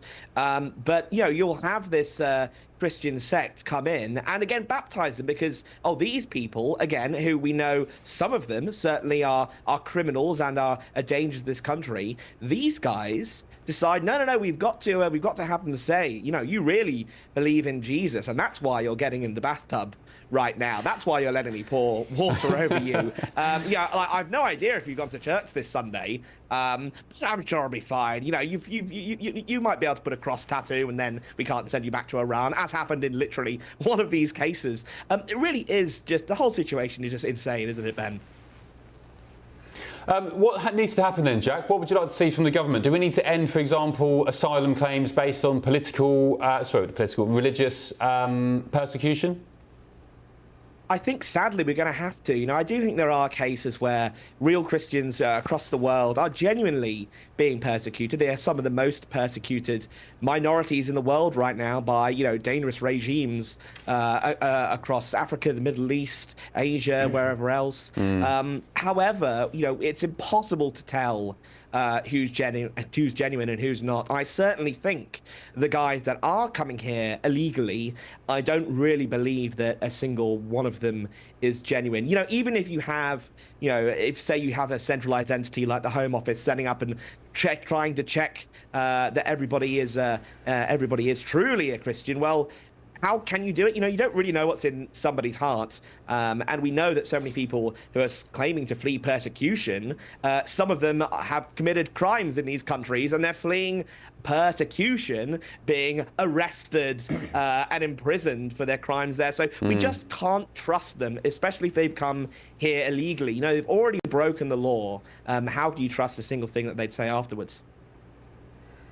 And I think these ministers or whoever these people are baptising these migrants in taxpayer-funded bathtubs, I think Christianity in the UK is being made an absolute mockery of at the moment, to be honest with you. You had the likes of Justin Welby, who's publicly speaking out against policies such as the Rwanda scheme, banging on about net zero and climate change. Then you've got other nonsense such as Christians being arrested for praying in their head near abortion clinics and so on. And yet at the same time, you've got ministers who are dunking strange men from faraway lands. As you said, we don't know who they are, where they're from, what their intentions are. They throw their passports in the channel, their mobile phones in the channel, and yet these do-gooder ministers, who I argue are putting Christianity to shame and doing the word of Jesus actually and the gospel to shame, because they know these people are frauds. They know that these people from Muslim countries are coming here and praying to stay, pray to stay. That's what they do, and yet they're still doing it anyway. I mean, what do you make of the people who are facilitating this, Jack? The ministers, the so-called Christian leaders. Yeah, I do think that unfortunately, right now in the century that we're living in, there are too many supposedly Christian leaders who have decided to, frankly, in my mind, stop worshipping at the altar of Jesus Christ and are worshipping at the altar of mass migration and communism. It's not just Britain as well. We had an incident here, over there in the States where near the Chicago area just last week or so, there was a priest that tried to enter an ICE detention center and try and give communion to the migrants in there. Of course, now these migrants in the detention center, they already have the chaplains there. So this priest was doing this, pretending to be so holy and, these poor, unwashed, untreated people, we need to give them communion. The entire thing was a political stunt. And you see this, these people don't really care, I think, truly about spreading the gospel and the word and the love of Jesus. These people care only about spreading the ideology of the regime that we're living under right now. Yeah. Jack, thank you very much. Really appreciate your company. There's some interesting comments on gbnews.com/your say. Georgina, good evening to you. You've said these charities should be struck off with no funding whatsoever. What's wrong with these do-gooders? These migrants are breaking the law. It's an absolute joke. Sarah, you've said, well said, but you know what? It's not that complicated. Refugees, asylum seekers, never mentioned enough. Why are they fighting aged men and not the women and children? The answer is obvious. And Eddie, good evening, Eddie. Hope you're well, mate. You said, hi, Ben, the church shouldn't be getting involved with baptising illegal migrants. It's very worrying and mocking Christianity. Tim, you've also said, call it out, Ben, because it's happening. And I've just dropped my AutoCue scroller, which Matthew is very kindly handing back to me. Welcome along to Republican strategist Matthew Hurt and former Obama policy advisor Laurie Watkins. Laurie, have you heard of this concept? Do you have it in the United States, this pray to stay scheme where you'll get, for example, Muslim migrants, asylum seekers who convert to Christianity and then say they can't return to Iran because they're Christian? No, I gotta say, honestly, this is the first time I've heard really? it, but looking at those videos, I'm disturbed, like, are those even clean bathtubs? No, they don't look it. They look disgusting. But as a Christian Methodist woman, I'm gonna say this. Yes. Hearing the other panelists continue to say these people, yeah. God, the first two lessons that God imposes in the Bible is love, act in love, lead with love, and the second is love thy neighbor. And so I'm not saying agreeing with any of this, but what I'm saying is the other panelists brought up, how dare a priest or a clergy member try to go to an ICE detention center to offer communion? What is wrong with that? That's my question. I'm not disagreeing with anything that you're talking about going on in the UK to try to get somebody here, under the false premise of that. But what is wrong with offering the word, right? Well, from a person of faith to a person in need, so or a person that's requested it. You could argue from a biblical sense that love thy neighbour means the people around you in your country, and indeed in the Bible it does. It is not just in your country, within your border. It does talk in the Bible. It does talk about protecting your nation first and serving your nation. So that's in the Bible as well. So it could be interpreted in many different ways. And also, if you're concerned about who, again, you don't know who these people are, where they're from, what their intentions are. There's many cases of illegal migrants who have come across the channel and harmed British people. So that's what I refer to when I say love thy neighbour. You are protecting, I'd argue, Matthew, your neighbour by making sure these people aren't coming into the country. Well, I don't claim to be a biblical scholar on television or anywhere else, but I do think this is a clear violation of the spirit of what the UK's immigration system should be. It's certainly not something I don't think we would see under a Trump administration this year, because what is happening now is we are turning people away. Those people who are, as one of your viewers said, fighting-aged men who would do harm in the country. And that is one of the stark differences between the United Kingdom and the United States is what is happening on the streets of London and other large cities and what is happening on the streets of the United States we are turning people away who are a threat. Our immigration system, our immigration customs enforcement are sending people back home who could be a threat, and the United Kingdom is welcoming them with open arms and open bathtubs. Yeah, and also open arms and open bathtubs. Also, I went to the southern border in Arizona a few weeks ago to speak to law enforcement, the authorities down there, to see how Trump had pretty much solved illegal migration, and they basically said they're allowed to do their jobs. They've just, they accused, what does Trump accuse Biden of having let in up to 25 million illegals? So the Brits, for example, we look across the pond as just one policy and see how you've tackled illegal migration, and we think, goodness me, I wish we could have something like that in the UK. Is that down to just political will? You know what many people don't know in the United States is that Barack Obama deported more people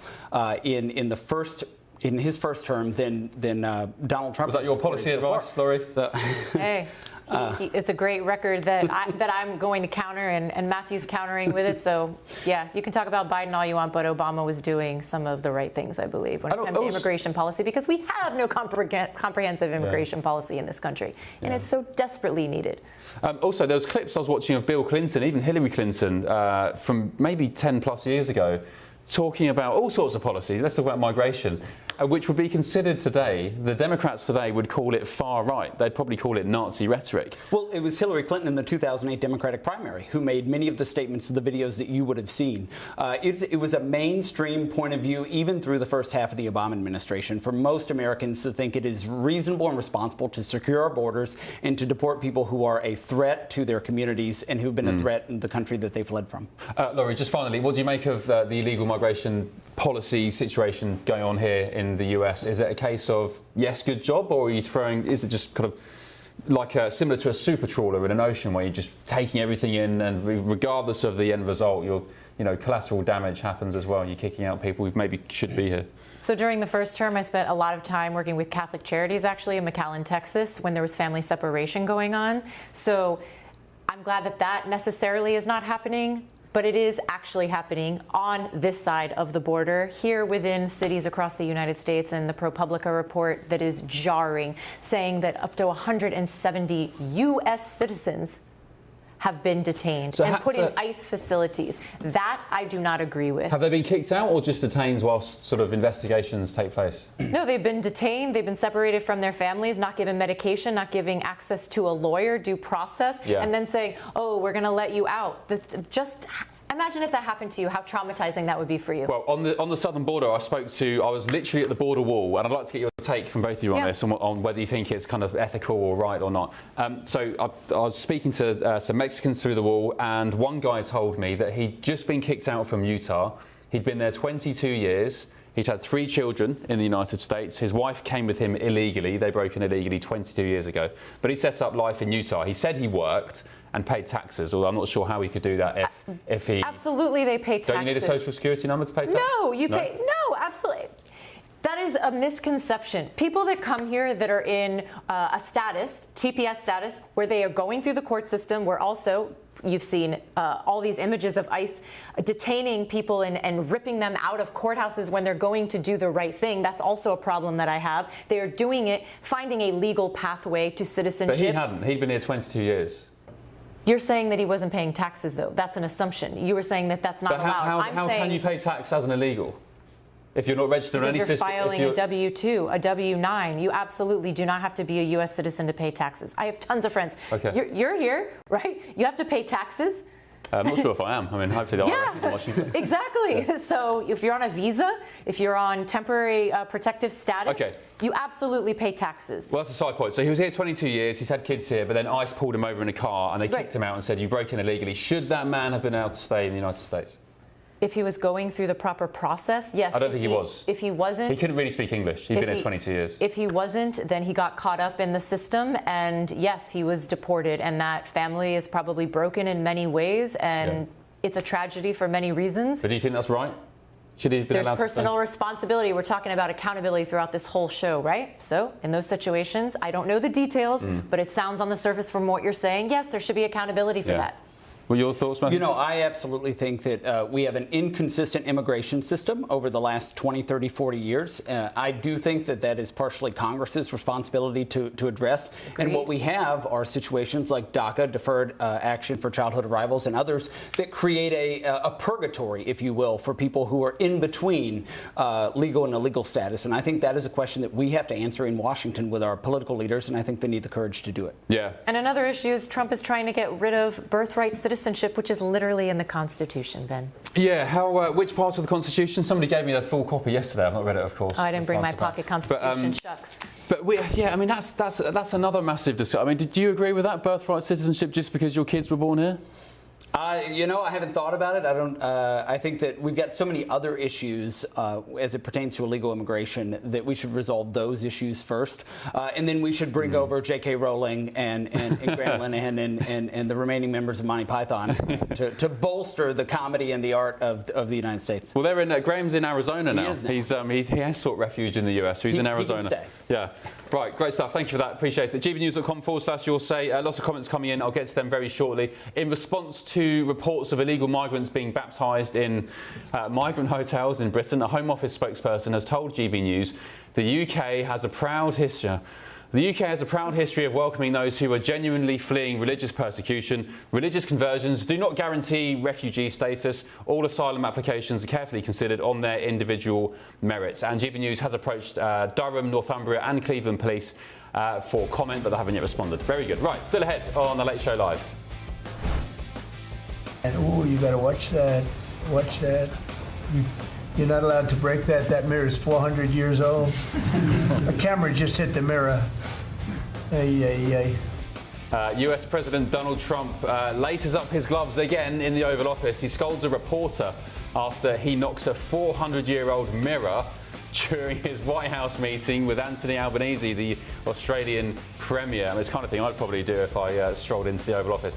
What else happened between the two leaders? They're still ahead. That's still ahead, sorry, on The Late Show Live. You won't want to miss the interaction with Trump and the Aussie ambassador. It's a classic, let's just say that. Back in just a tick.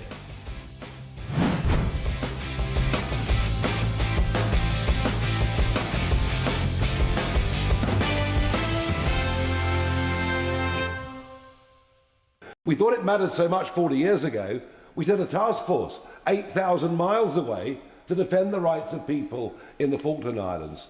So I feel great sympathy for the Chagossians. They got a rotten deal 50 years ago. They're perhaps getting an even worse deal in many ways now. So they should be consulted. The fact they're not being, I think, is shameful for a government that goes on endlessly about human rights and the international rule of law.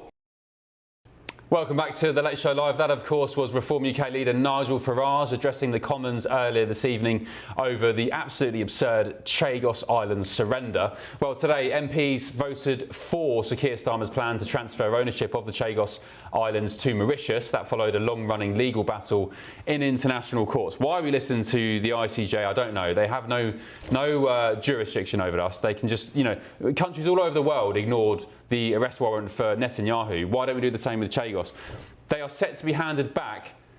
It says handed back here. That's another thing. They never had them in the first place, Mauritius. So we're not handing them back. We're just giving them to Mauritius. Anyway, they are set to be handed back to Mauritius by the end of the year. Let's get the take of Fred Fleets, the Vice Chair at the America First Policy Institute and the former Chief of Staff of the Trump National Security Council. Fred, good evening. Thank you for your patience there waiting whilst I went on a little bit of a rant.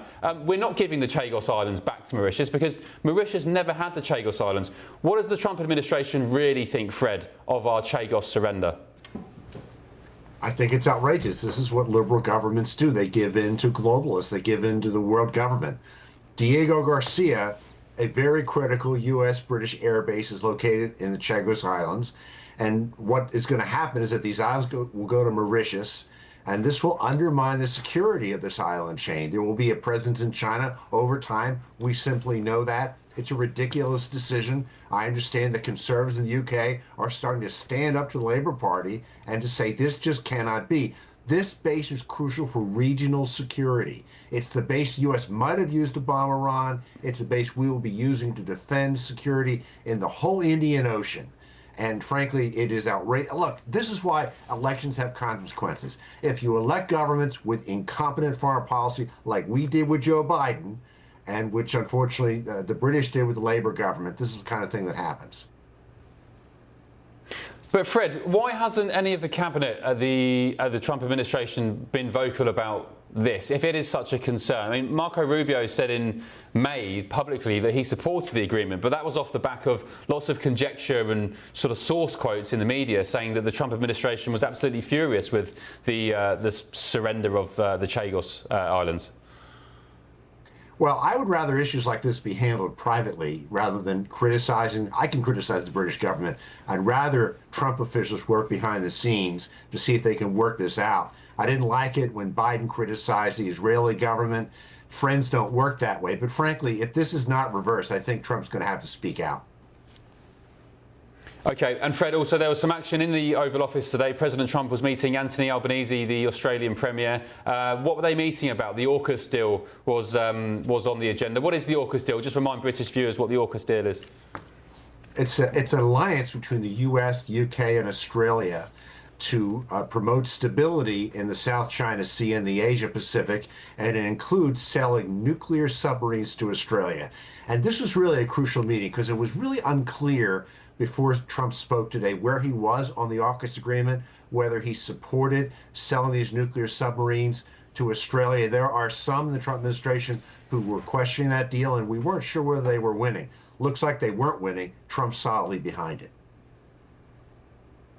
Oh, so Trump is behind it. Because I read earlier today that there was considerations behind the scenes about whether the deal kind of aligned with the America First policy of the administration. But you think Trump's OK with it?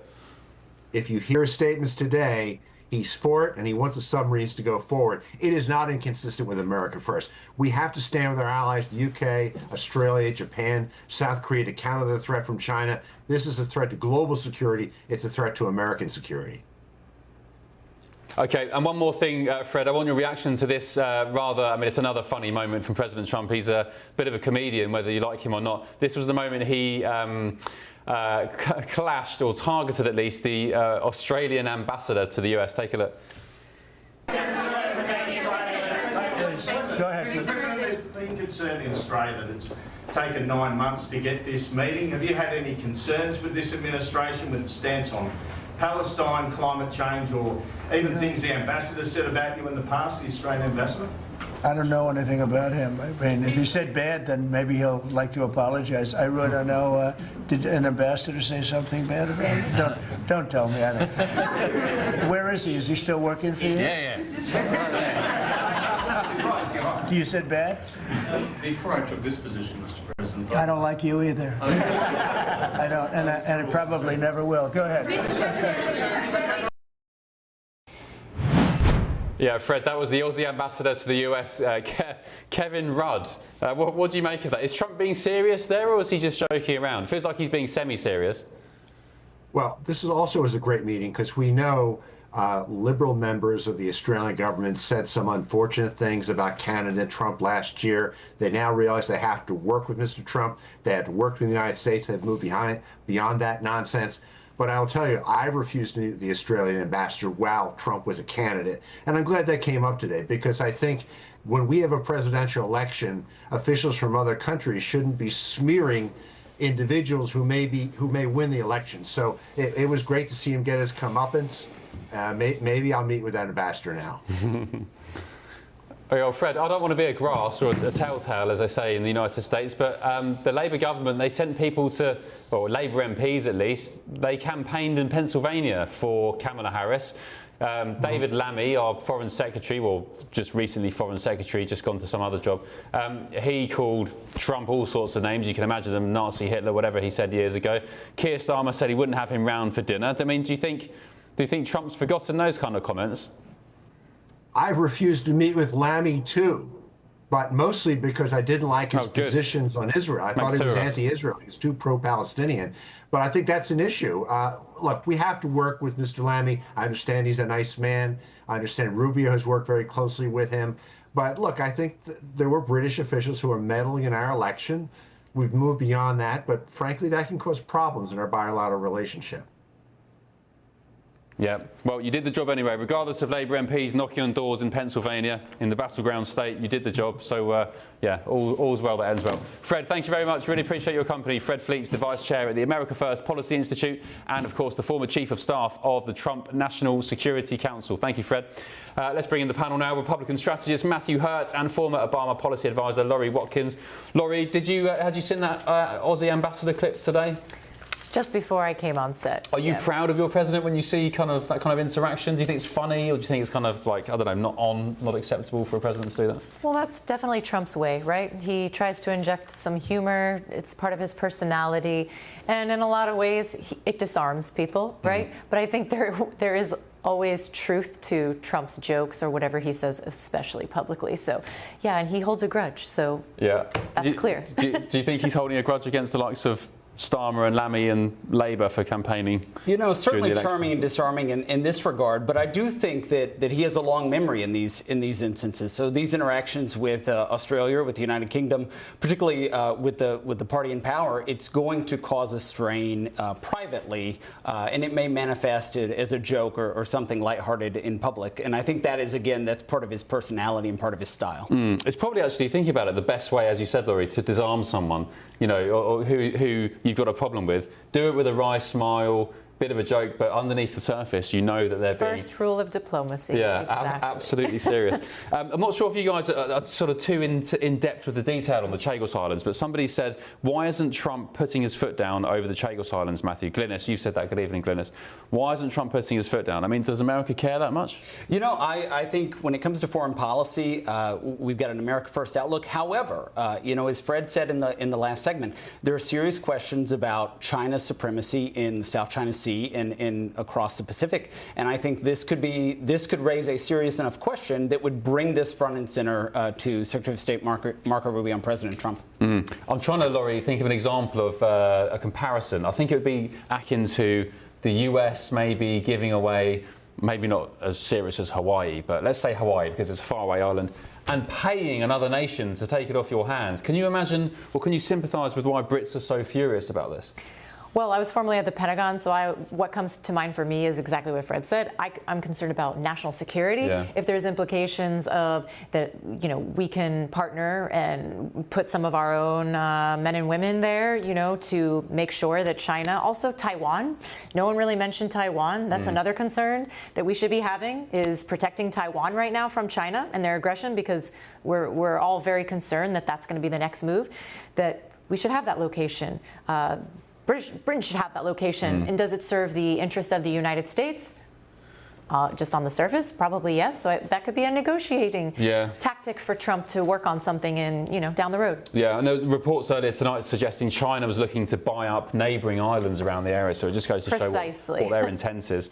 It's just, as Nigel Farage said in the Commons earlier tonight, we're paying £37 billion over the course of a century to give away sovereign territory just because some friend of Keir Starmer lobbied the international courts to rule against us. And again, people say we're giving the Chagos Islands back to Mauritius.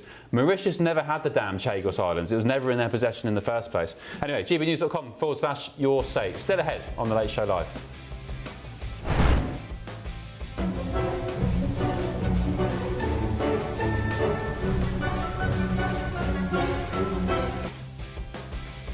Well, I haven't actually seen this, but this is President Trump trolling on social media on his Truth Social platform, teasing future terms and triggering the left, apparently. But also tonight, we've got our hands on the bombshell biography, the memoir, just mere hours before the world sees it. We'll bring you the full revelations from Virginia Giuffre, Prince Andrew's accuser, who sadly, tragically took her own life this year. And it doesn't look good for Randy Andy. And he says he can't sweat, but if he is sweating tonight, he'll be sweating profusely. This is The Late Show Live, only on GB News.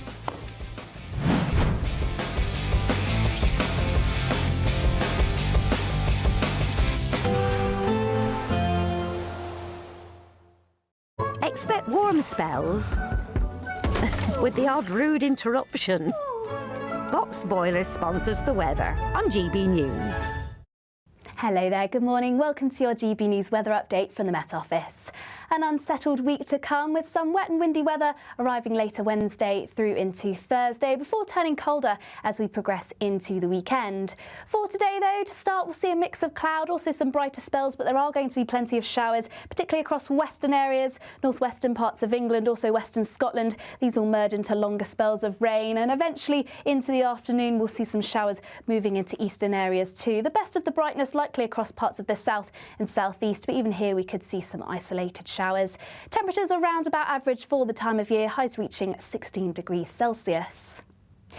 Feeling a little cooler across the north, and that's all because of some fairly strong winds which will progress through the course of the evening and overnight, particularly around coasts of Scotland where there is a chance that we could see some gales. Also some outbreaks of rain continuing across western Scotland, and still some showers lingering through into the evening across Northern Ireland and northern parts of England. Still plenty of showers feeding into western areas of Wales and also southwest England. Still mostly dry across central areas, parts of the south and southeast, and through the course of the night we'll see most of these showers fade away, though some will still remain, particularly across parts of Scotland where winds will continue to be strong through most of the night. We also might see a bit more cloud across southern counties, a chance this could be thick enough to produce some rain, but mostly it should remain dry overnight, mix of cloud and also some clearer skies, particularly across eastern areas of England, so where we see those clear skies develop, a chance of some mist and fog during the early hours of the morning.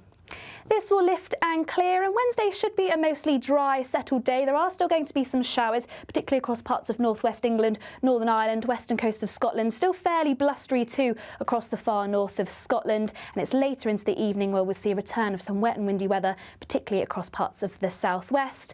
Otherwise, temperatures around about average once again, highs reaching 16 degrees Celsius. Expect warm spells with the odd rude interruption. Box Boiler sponsors the weather on GB News.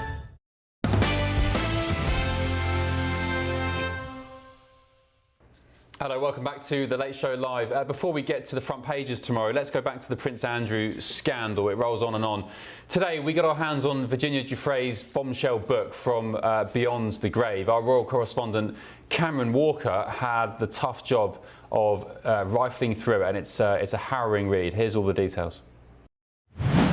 He knows what happened. I know what happened. And there's only one of us telling the truth. Allegations from beyond the grave. GB News has obtained a copy of Prince Andrew's sex accuser's new memoir ahead of publication. Guess Jenna's age, urged the prince after she introduced me. The Duke of York, who was then 41, guessed correctly, 17.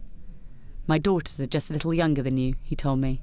The now infamous photo she claimed was snapped that night. Andrew, his hand around the teen's waist.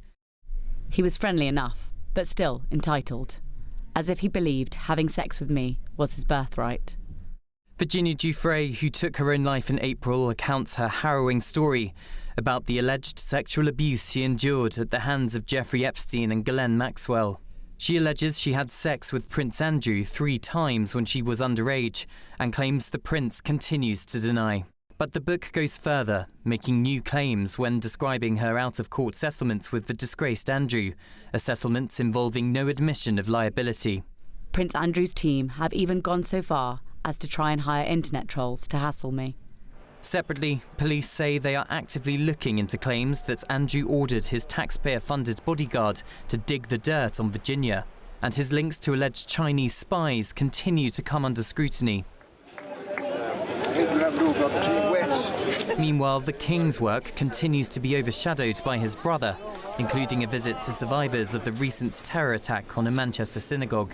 A Buckingham Palace spokesperson told GB News, "This is the King continuing with duty and service in his long-standing mission to bring communities together, particularly in times of challenge. And he hopes very much that the focus will be on the community impacted by this heinous crime, rather than any other matters." It's understood His Majesty's glad Prince Andrew's agreed to no longer use his Duke of York title, but legally he still has it. A number of MPs and the public want further action.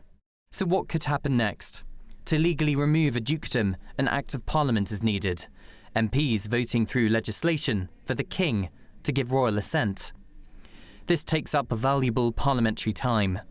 The King also has the power to formally remove Andrew as a prince via a letters patent.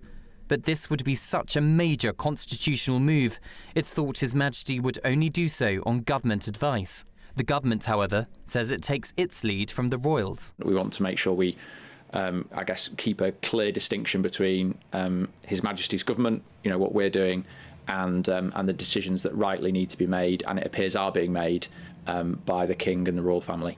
Prince Andrew has not responded to the new allegations against him, although he has always consistently denied the previous claims made by Virginia Giuffre. Now pressure's growing on the royal family and Downing Street as King Charles prepares to undertake a historic state visit to the Holy See. Cameron Walker, GB News.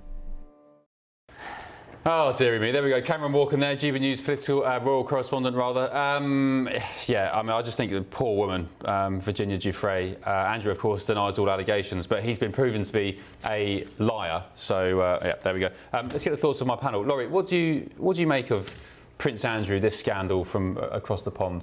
I think you heard me shudder when I read the transcript, the excerpt from her memoir saying that he said, "You're just a little older than my daughters."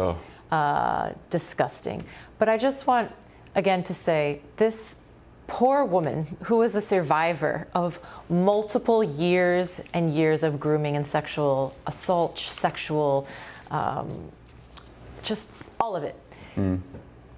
The suffering that she was dealing with, and then it was too much for her that she had to take her own life. Nobody that does that makes up stories like that. Yeah, especially after getting a £12 million payout. If that was your intention, if you were making it all up and you were just blagging it and you wanted some money, she was also a mother to children. And to do that and leave your children behind, like, you must have to be in such an amount of pain and suffering that literally you cannot go on anymore, that your mind is tortured.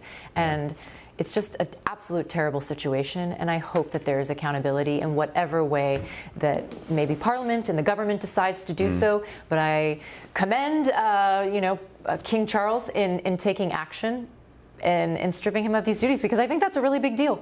Yeah, I mean, I get you on one point, but I think the King Charles must have, I don't know, surely his family, the royal family, must have known to the extent about Prince Andrew. Oh, for sure. You know, I believe the Queen knew about it as well. Of course. So on one hand, you give credit to the King for acting, but you had no choice to act, Matthew. I mean, the public in the UK are absolutely disgusted. Again, he denies allegations, but disgusted with the fact he's lied about even contacting Epstein after all that time.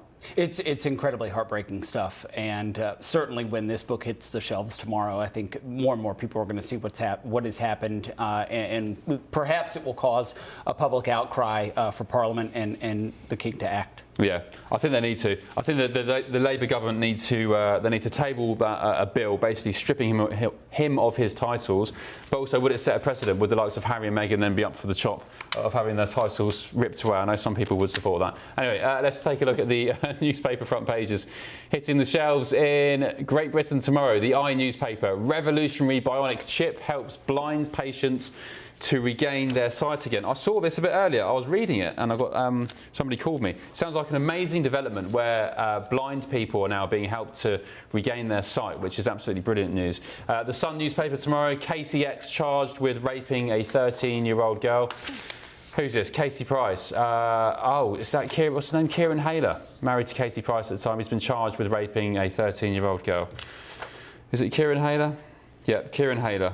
The alleged incidents are said to have taken place in 2016 when he was married to Katie. The accuser is not a member of their extended family. Hayler, 38, is due in court next month. And actually, the more important story here on the top of the Sun: Stuart Pearce's son has been killed in a crash. The England hero, his poor boy, 21-year-old, he described as a shining star by his girlfriend, has died in a tractor crash. Thoughts with you, Stuart, and the family tonight. The Daily Mail: just how can Prince Andrew afford Royal Lodge? The Mail reveals that the Queen didn't really leave Prince Andrew very much of a significant inheritance, and they're wondering just how exactly he's been affording to rattle around in that massive lodge in Great Windsor Park. The Times has a similar vibe. Andrew hasn't paid rent since 2003. Well, right for some. How is he getting his money? Who knows? Maybe it's set to come out very shortly. And the Express: for the safety and dignity of every woman and girl. This is the story of the Magnificent Seven Darlington nurses who continue their female-only spaces fight. The Washington Post: Trump can deploy the National Guard in Portland. That's according to an appeals court. A federal judge appointed by President Trump has blocked his admin from sending federalized National Guard members to Oregon's largest city. And Laurie and Matthew, I always find it amazing how your judges are politicized here. You've got political judges appointed by the president, which I think is absolutely insane. Oh.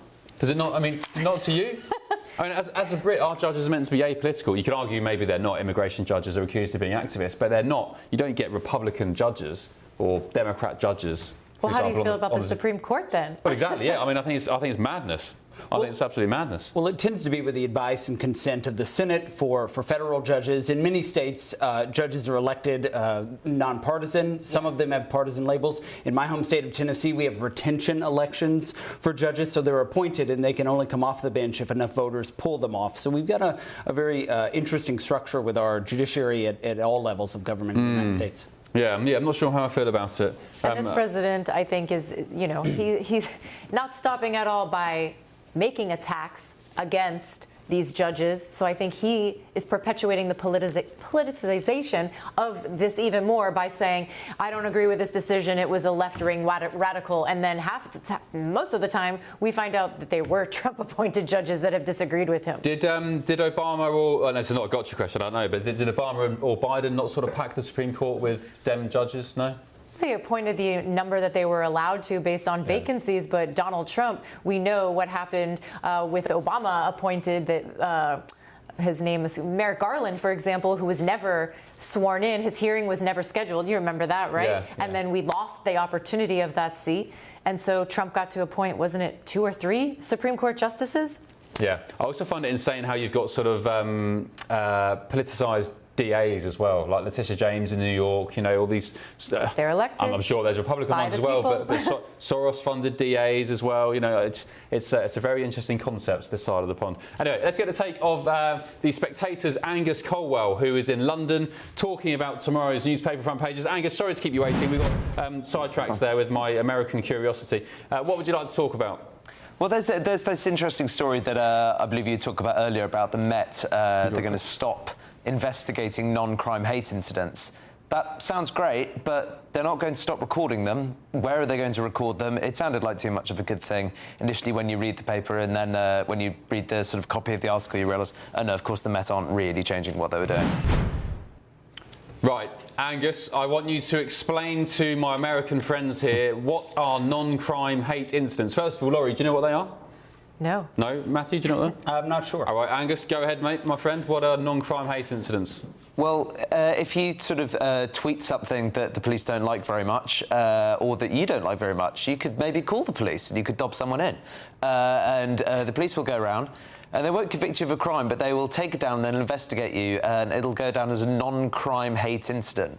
I mean, it does sound, it's such cliche to say it sounds Orwellian, but the idea of police sort of knocking on people's doors for non-crimes seems, you know, almost too ridiculous to be true. And you can see, you know, that the members of the Republican administration in the US are very concerned about this in Britain. It's good that they will stop being investigated, but therefore, why are we still recording them? So, Laurie, it's basically like if you said to me tonight, Ben, you're a rubbish presenter, and I went to the police and went, oh, my feelings are hurt. Laurie said something to hurt my feelings and it caused me alarm and distress. They would probably knock at your door, say, hello, Laurie, it's the police. We're logging this as an incident. It's not a crime. You've done nothing wrong legally, but we're just, you know, we're noting this and it goes on your record. And how does that sound to you? Well, I don't like it at all because, again, I think that in our country, based on the Constitution, that would be a violation, clearly, of the First Amendment rights and your freedom of speech. Matthew, your take?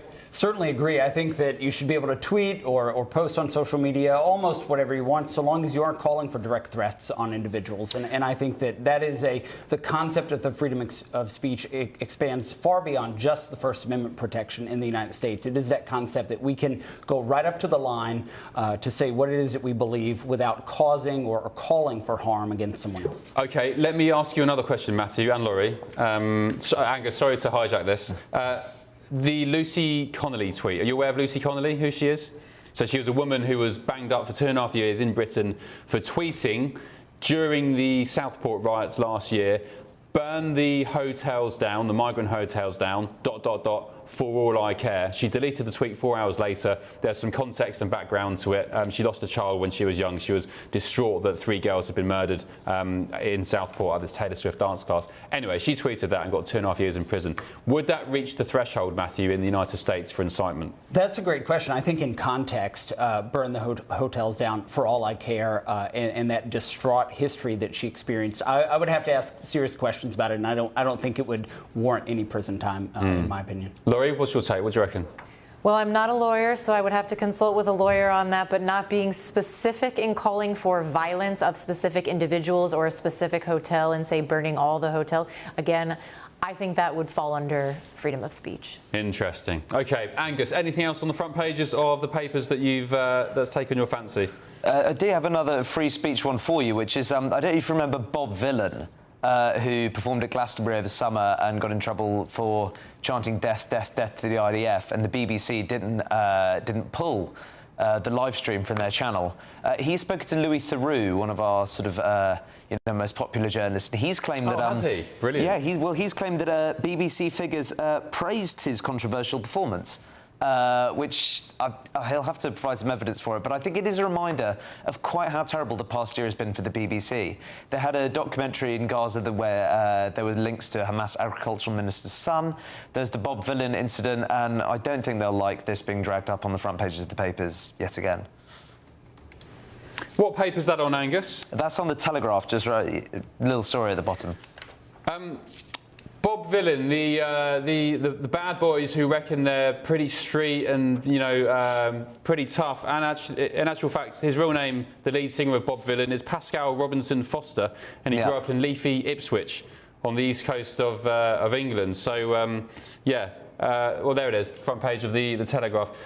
So Louis Theroux's done a documentary, has he, with Bob Villan, or is it just a short piece, Angus? I think he's just done Louis Theroux. Bob Villan's gone on Louis Theroux's podcast. I mean, weirdly, this has probably been the best thing for Bob Villan's career. I'd never heard of him. I mean, I actually caught a bit of the live stream just beforehand. It was properly awful. But, you know, there'll be people that go in for a chap called Pascal sort of saying all this stuff. And so it's probably gone quite well for him. Had Laurie and Matthew, had you heard about Bob Villan, this incident at Glastonbury Festival? So that he was chanting death, death to the IDF. Again, would that be incitement, Matthew, getting up on stage in front of thousands of people and saying death, death to the IDF? I think, does it present a pressing and an imminent issue? What we see right now in the United States are people doxing Immigration and Customs Enforcement agents on Twitter or X or social media platforms, and that causes or could cause direct harm to somebody. I'm not sure that even the situation you've described has even raised an imminent threat. Laurie, death, death to the IDF in front of 20,000 people, incitement to violence? Well, I will point to what's happening here in our country. Donald Trump, I'm sure you're aware of the stories of making sure that any of the students who are here on visas across universities across the country, if they penned op-eds voicing their opinions about Palestine, Gaza, the IDF, Netanyahu, their visas were revoked. They were returned back to their home country. So in this country, again, I would say freedom of speech is changing here based on this administration. But I mean, correct me if I'm wrong, I'm just again, the curious Brit here. Does your First Amendment, your Constitution, apply to foreigners? Well, Donald Trump has decided that it doesn't, but they're here legally on visas. They are on our soil. So I would say... Well, maybe they should have a bit more respect for... talk about... OK, maybe not Palestine, Gaza situation. Charlie Kirk, the Department of Homeland Security have kicked out loads of people. They had a long list on X about the people they kicked out. One was an Argentinian care home worker, I think, on some sort of visa, celebrating the death of Charlie Kirk. I mean, would you agree with kicking those kind of people out? I don't know. I really don't know the specifics of what they retweeted or if they added their own version of it. But all I can say is this administration was taking this Charlie Kirk assassination extremely serious and said that anyone, if you posted anything at work or if you were seen talking about it, or even the military, Pete Hegseth said to commanders and military staff, if you know or see anyone even talking about this, report them immediately so they can get fired and terminated. That, see, I don't have anything wrong with that. Wild. That's wild. I mean, Matthew, I see nothing wrong with that. That you are celebrating the assassination of somebody, whether they're from the left or the right. If it was somebody celebrating the assassination of the left's version of Charlie Kirk, I'd say the same thing. You don't want those kind of... I mean, they're just scumbags. You don't want those kind of people in your country, surely. Well, it's two different issues here. It's what do you agree to when you apply for a visa and are accepted into the country? What are the regulations? What are the norms of behavior that you've agreed to when you come into the U.S.? And then there's just more broadly, how do we treat our political adversaries or opponents? As a lifelong Republican activist, I've never once either thought about death of a political opponent, and I have never cheered on the death or the harm of somebody that I disagree with. And I think that is a difference in our political system in the United States right now, is that there is one party that is completely, they at least have a plurality of supporters who think that it's okay to cheer on the death of a political opponent. So there we go. This is the conversation we had last night with the panel. So that somebody was suggesting, and actually I'd agree with it as well, that it's the left, Laurie, who are more prone to political violence. Others were saying, no, it's from both sides. What's your take? No. Yes, there is rhetoric and violence on both sides, and I can't stand it. I hate even coming on shows when someone's like, oh, you're a leftist this, or you hate Trump, or those are your own assumptions. Let's be very clear. But to cheer on anyone's death, I do not support that. And fact, the Democrats or people of left-leaning affiliation are not the most targeted group that is targeting MAGA or Republican people. Look it up. Look at a January 6th insurrection. Give me a break. Yeah, OK. Jack, you've been at lots of migrant hotel protests and so on in the UK. You've got 20 seconds. Sorry to push you. What's your experience with sort of political violence and Angus, sorry. What's your... sorry, Angus, I was confusing you with Jack Hadfield. Maybe you have been to some migrant protests. No, the question's completely redundant then, and that's us out of time. Angus, thank you very much for your time. Really appreciate it. We'll catch up. Have a good night. Catch up very soon. Thank you for spending your night with The Late Show Live. Let me get some very quick comments in on gbnews.com/yoursay. Sarah Hudson, you said Bob Villan was way worse than what Lucy Connolly said. I agree. And what happened to Bob Villan? Nothing as far as I can see, apart from getting cancelled from loads of gigs. And Paul, you've said, is Corbyn throwing a party or something tonight? Not sure what that means. Thank you for your time tonight. Thanks to my panel, Matthew and Laurie. I'll be back here tomorrow night from midnight in the UK, 7 p.m. Eastern Time. For now, sweet dreams, and I'll see you tomorrow. Good night.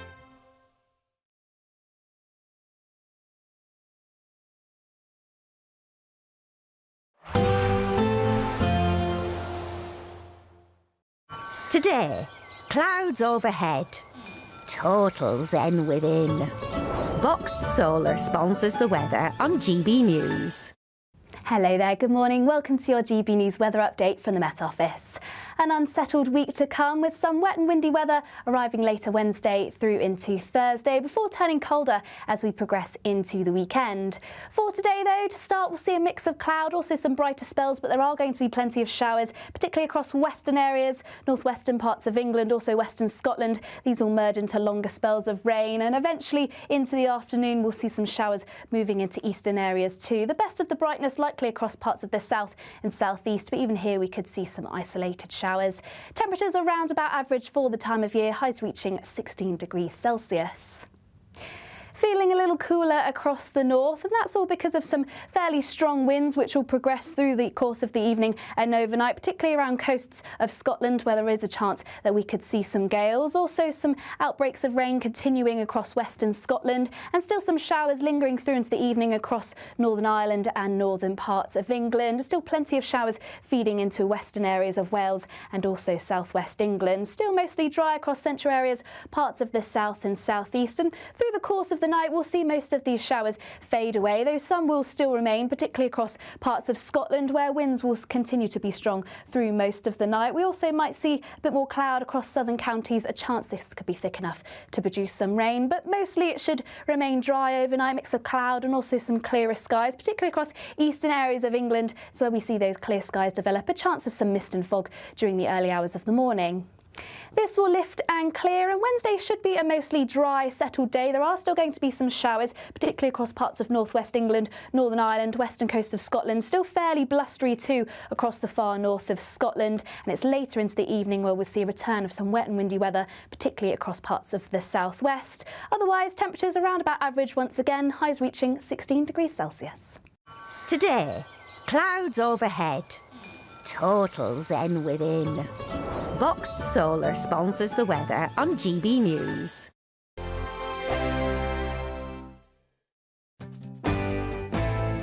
I'm Andrew Pearce. This is GB News, the People's Channel, Britain's news channel. Westminster's full of talk, but out here, it's the real world. Am I allowed to talk now? No, that's it. This is where it matters, real people and real lives. That's what politics is all about. In fact, has Trump made a good start? No. Straight answers, no spin, and just a couple of pints. How many fingers have I got up? About 10. So join me for Lee Anderson's Real World every Friday at 7 p.m. only on GB News. The People's Channel, Britain's news channel. At GB News, we love to hear from you, our loyal community. So drop us a line at gbnews.com/yoursay. There you can talk to each other and also to the presenters live on air. gbnews.com/yoursay, because GB News is your channel, Britain's news channel. In the GB Newsroom, we bring you the news as it happens. With our team of dedicated journalists across the UK, we're ready to keep you up to date with what's happening every half an hour, every single day. Bulletins here on GB News, the People's Channel, Britain's news channel. From the school run to the home run, watch a new show for all of Britain. He can say whatever he wants. A straight-talking show where all voices are heard. And, you know, when are we going to stop talking about smashing the gangs and actually do it? With the stories that matter from every part of our country. There's a bit of a crash landing there for your Chancellor. Bold, fearless and standing up for you. That's me, Martin Daubney, 3 p.m. till 6 p.m, weekdays, here only on GB News. The People's Channel, Britain's news channel. No matter the state it's in, this is our nation. Join me, Jacob Rees-Mogg, for a genuine, honest discussion on where we have been, where we are going, and where we are with the people who set the direction. Tune in to State of the Nation every Monday to Thursday, 8 to 9 o'clock. Only on GB News. Britain deserves a newsroom that puts the facts and your voice first. Well, and that's what you get on GB News. Lively debates, lively conversation. And we're not afraid to hold power to account. And each other. So join me, Andrew Pierce. And me, Miriam Cates, for Britain's Newsroom, weekdays from 9:30 on GB News. Join me, Nana Akwe, for an informative, interactive news programme with a difference. It's fun. No, he didn't say that, though. I'm so surprised. I think there's an element of truth to that. Join me from 3 p.m. every weekend, only on GB News, Britain's news channel. I'm Michael Portillo. This is GB News, the People's Channel, Britain's news channel.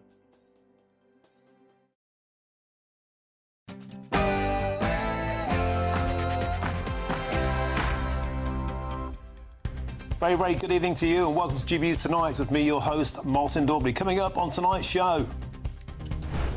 Any moment now, MPs will be voting on the third reading of the government's controversial Chagos Islands deal. There's that man you thought you'd forgotten about, Jeremy Corbyn. We'll be going live to the Palace of Westminster to hear from Reform UK leader Nigel Farage. And meanwhile, they told me I was under arrest, but because I was just so disgusted that I went nuts. I was absolutely infuriated. I said, do you know how you look to America? Do you know what America thinks of Britain at the moment? Huge breaking news in this past couple of hours. The Metropolitan Police has sensationally dropped its probe into Graham Linehan, and he will be joining me on the show in just a moment's time for his first interview since this astonishing breaking news came out. I'll also be joined by a lawyer who argues that the West Midlands police decision to bow to the mob and ban Maccabi Tel Aviv fans from Aston Villa is against the law. Plus, as Prince Andrew could become the first member of the royal family to be investigated by police for more than 20 years, with Virginia Giuffre's memoir out tomorrow, I'll be joined by the legendary royal journalist Tom Bower. That's all to come on tonight's show, but first, as your latest news headlines with Katie Bower.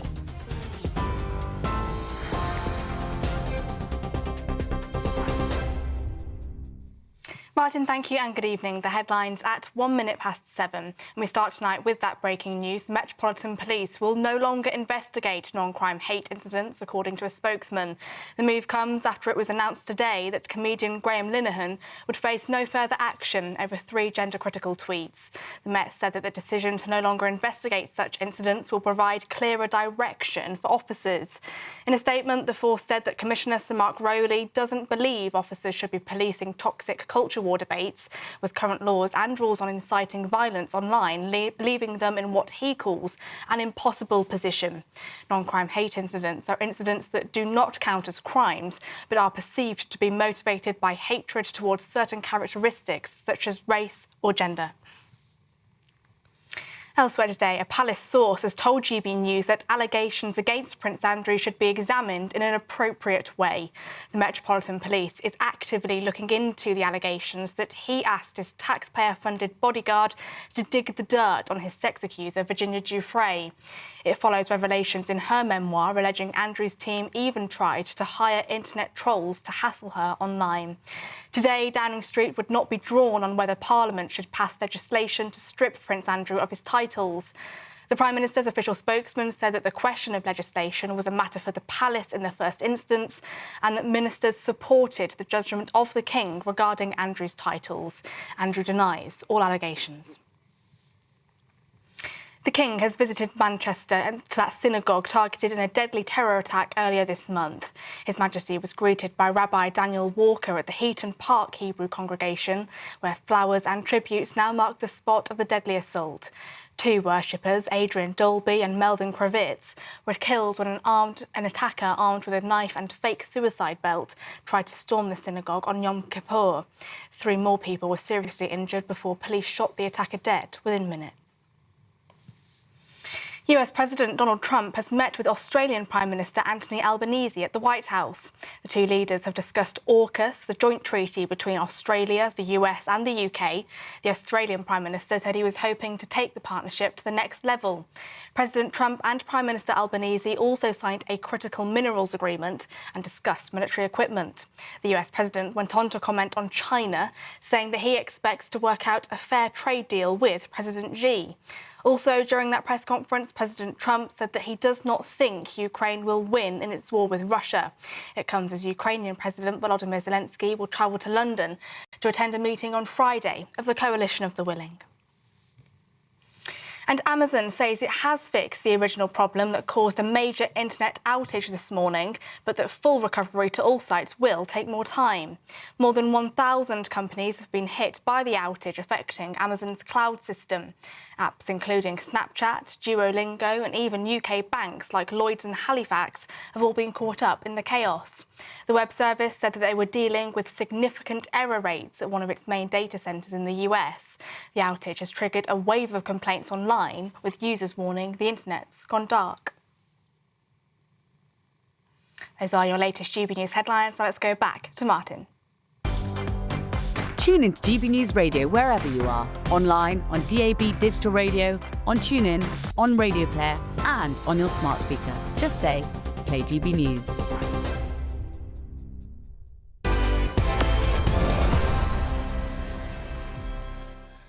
Thank you, Katie, and welcome to GB News Tonight with me, your host, Martin Daubney. Now, any moment now, MPs are set to vote on the government's controversial Chagos Island deal for its third reading. Live pictures there on your screens from the House of Commons. Now, Reform UK leader Nigel Farage will be addressing the Commons any moment now, and of course, we'll bring you that live as it happens. But first, amidst the news that Graham Linehan has sensationally had his charges dropped against him by the Metropolitan Police Force earlier on today, the force has also said that it will no longer investigate so-called non-crime hate incidents altogether. Is that a double whammy for free speech? Well, we'll be speaking to Graham Linehan himself in just a moment's time. But first, I can think of no one who has campaigned harder or for longer on this issue than the founder of the Free Speech Union, Lord Toby Young, who joins me in the studio. And I'm also joined this evening by GB News' senior political commentator, Nigel Nelson. Lord Young, you must be very celebratory at this, a totemic case, a case that shamed Britain around the world. It was spoken about by J.D. Vance, by Donald Trump.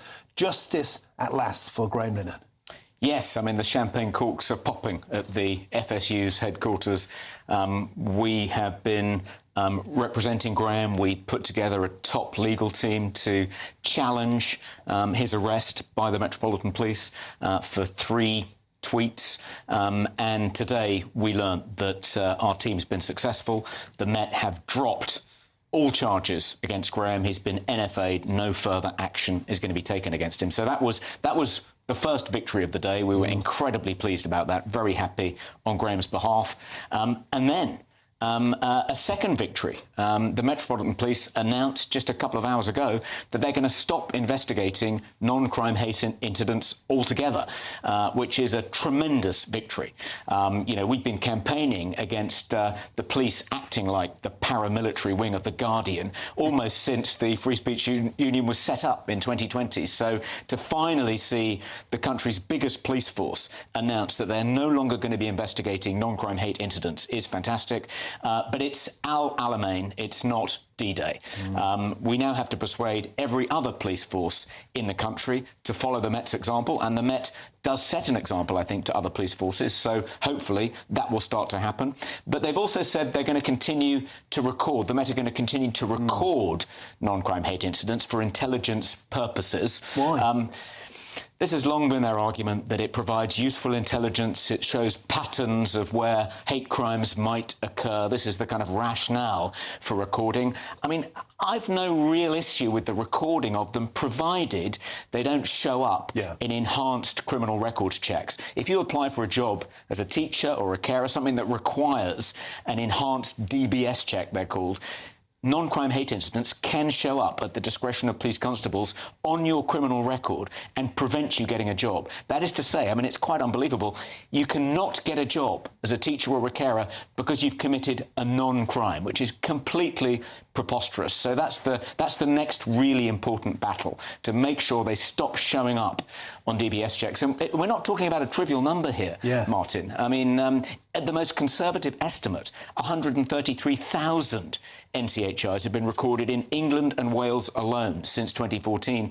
And according to Policy Exchange, the police are spending 60,000 hours every year on this nonsense. So that's what 660,000 police hours have been spent on non-crime hate incidents since 2014. And to think they're wasting their time on this trivia, on hurty words on Twitter, when they could be investigating real crimes. The number of real crimes that go unsolved, burglaries, auto theft, muggings, you know, why aren't they focusing on that? I think the public want them to do that, and I think the penny has finally dropped. The penny has finally dropped, but is victory truly yours? Because the Metropolitan Police they've gone first up the ladder, if you like, but the other police forces across the nation, are you hoping they're going to follow suit? I'm hoping they will follow suit. In the House of Lords last week, I announced that I would be tabling an amendment scrapping NCHIs, an amendment to the Crime and Policing Bill, which had its second reading in the Lords on Thursday. And Lord Hogan Howe, a former Metropolitan Police Commissioner, is co-sponsoring that amendment. And Lord Herbert, the chair of the College of Policing, he contributed to that debate, and he said that the College of Policing was going to be recommending, I think, that the NCHI regime is scaled back. He referred to a report that's just been done, a review carried out on behalf of police chief constables across the country, which has declared NCHI is not fit for purpose. So the impression you get from all these different sources, from senior police officers, leadership within the police force, is that NCHIs have had their day.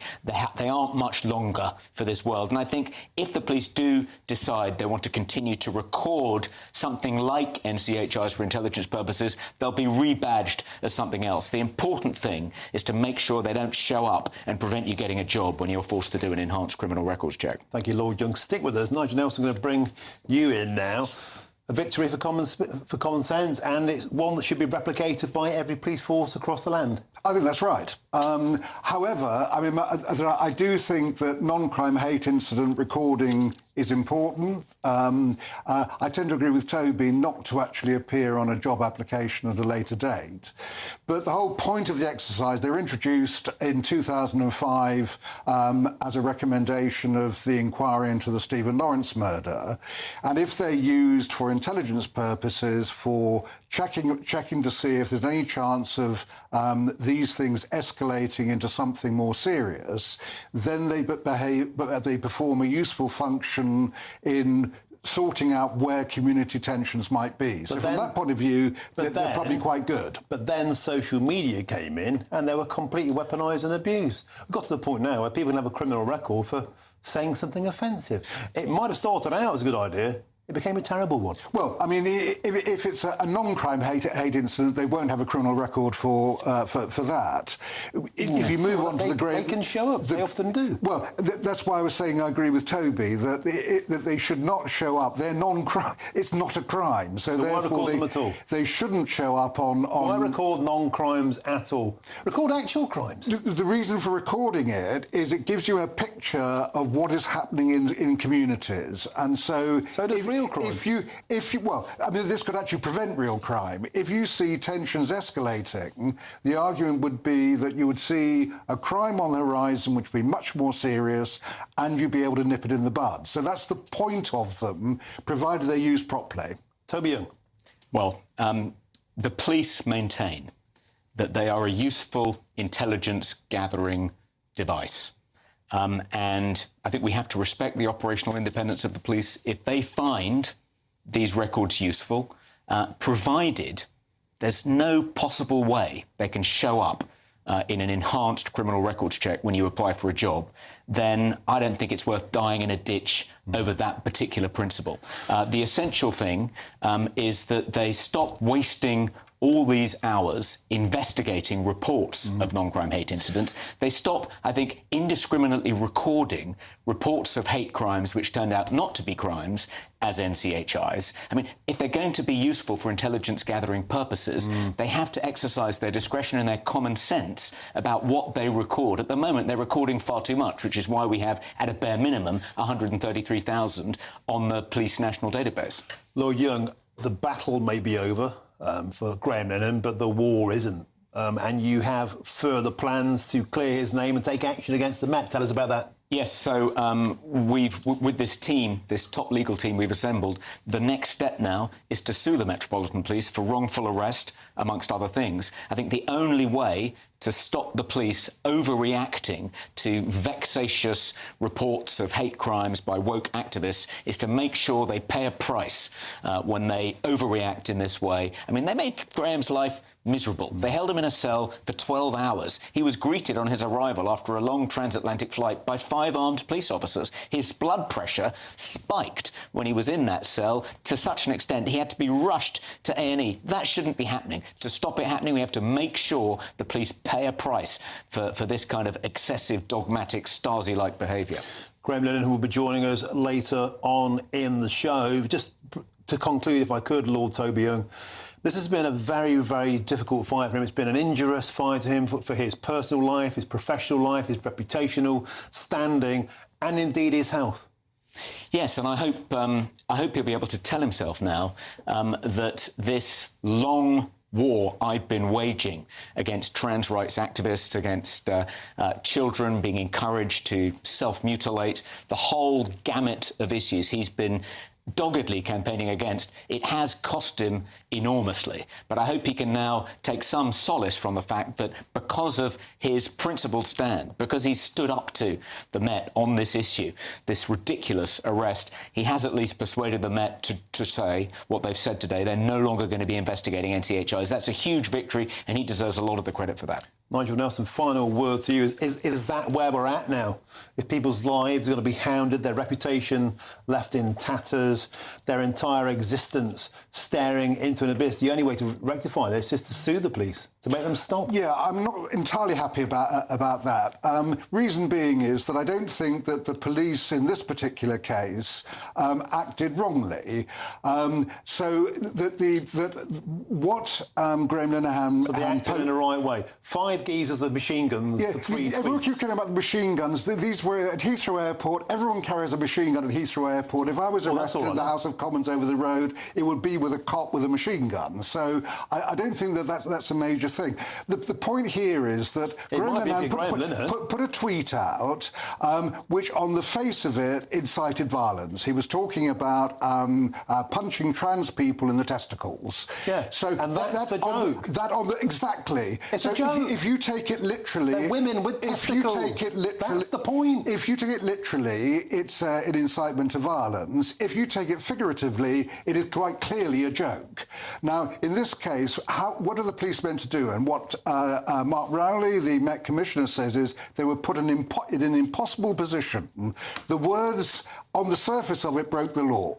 We all know that was a joke, and this is where some common sense should have come into play. Toby, final word to you. Do you buy this idea, the police are just acting on bad law? The police have a choice. They didn't have to arrest Graham Linehan. No, they didn't have to do it. And to Nigel's point, I don't think they needed to investigate him and interrogate him for 12 hours to figure out it was a joke. They could have exercised a bit of common sense and realised that beforehand.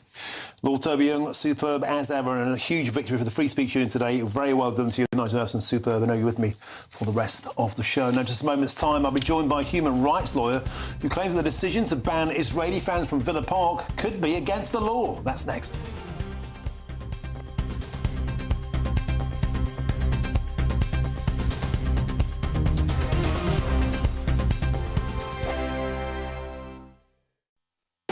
You want to know what's really going on in the corridors of power? Labour don't know what to do with you half the time, and that makes you quite lethal in the chamber. Get behind the headlines with Chopper's Political Podcast. Join me, Christopher Hope, as I sit down with the great and the good of British politics. We'll see where this ruling takes us. These are the stories shaping our nation. Chopper's Political Podcast, available now on all platforms. Listen in and stay ahead. At GB News, we love to hear from you, our loyal community. So drop us a line at gbnews.com/yoursay. There you can talk to each other and also to the presenters live on air. gbnews.com/yoursay, because GB News is your channel, Britain's news channel. Mornings don't have to be tiresome, especially if you have the right company. Wake up to news as it happens, opinion and debate, and of course, a little bit of entertainment too. Because when the kettle's on, we're on. That's Breakfast on GB News, a show worth waking up for. Every morning from 6 a.m. Only on the People's Channel, Britain's news channel. We'll spread the news, you spread the word. From the school run to the home run, watch a new show for all of Britain. So he can say whatever he wants. A straight talking show where all voices are heard. And, you know, when are we going to stop talking about smashing the gangs and actually do it? With the stories that matter from every part of our country. There's a bit of a crash landing there for your Chancellor. Bold, fearless and standing up for you. That's me, Martin Daubney, 3 p.m. till 6 p.m, weekdays, here only on GB News. The People's Channel, Britain's news channel. Hi, I'm Michelle Dewberry, and my show is your opportunity to cut through all the noise and dive in headfirst to some robust debates. Ideas clash. Situation, No, isn't it? no, Because the failure is you're deliberately avoiding my point. Nothing's held back, And if you think this is the end of it, wait for more. and we do not shy away from the difficult stuff. Sometimes I want to shake people and say, if only you understood. So join me on Jubes & Co weeknights at 6 p.m, only on GB News, Britain's news channel. 5 hosts, 5 opinions, 5 fearless debates, 5 unfiltered takes on the day's news. 5 reasons not to be anywhere else on Saturday night. This is the Saturday 5. You got me good there. Britain's biggest Saturday night TV show. It's not a bad brand. Yeah. Uncensored. Very, very racy tonight on the unpredictable. What does she say? Can you translate it for us? And always entertaining. And how can a country go from being led by William Wallace Saturday nights from 6 p.m, only on GB News, the People's Channel. Britain's news channel.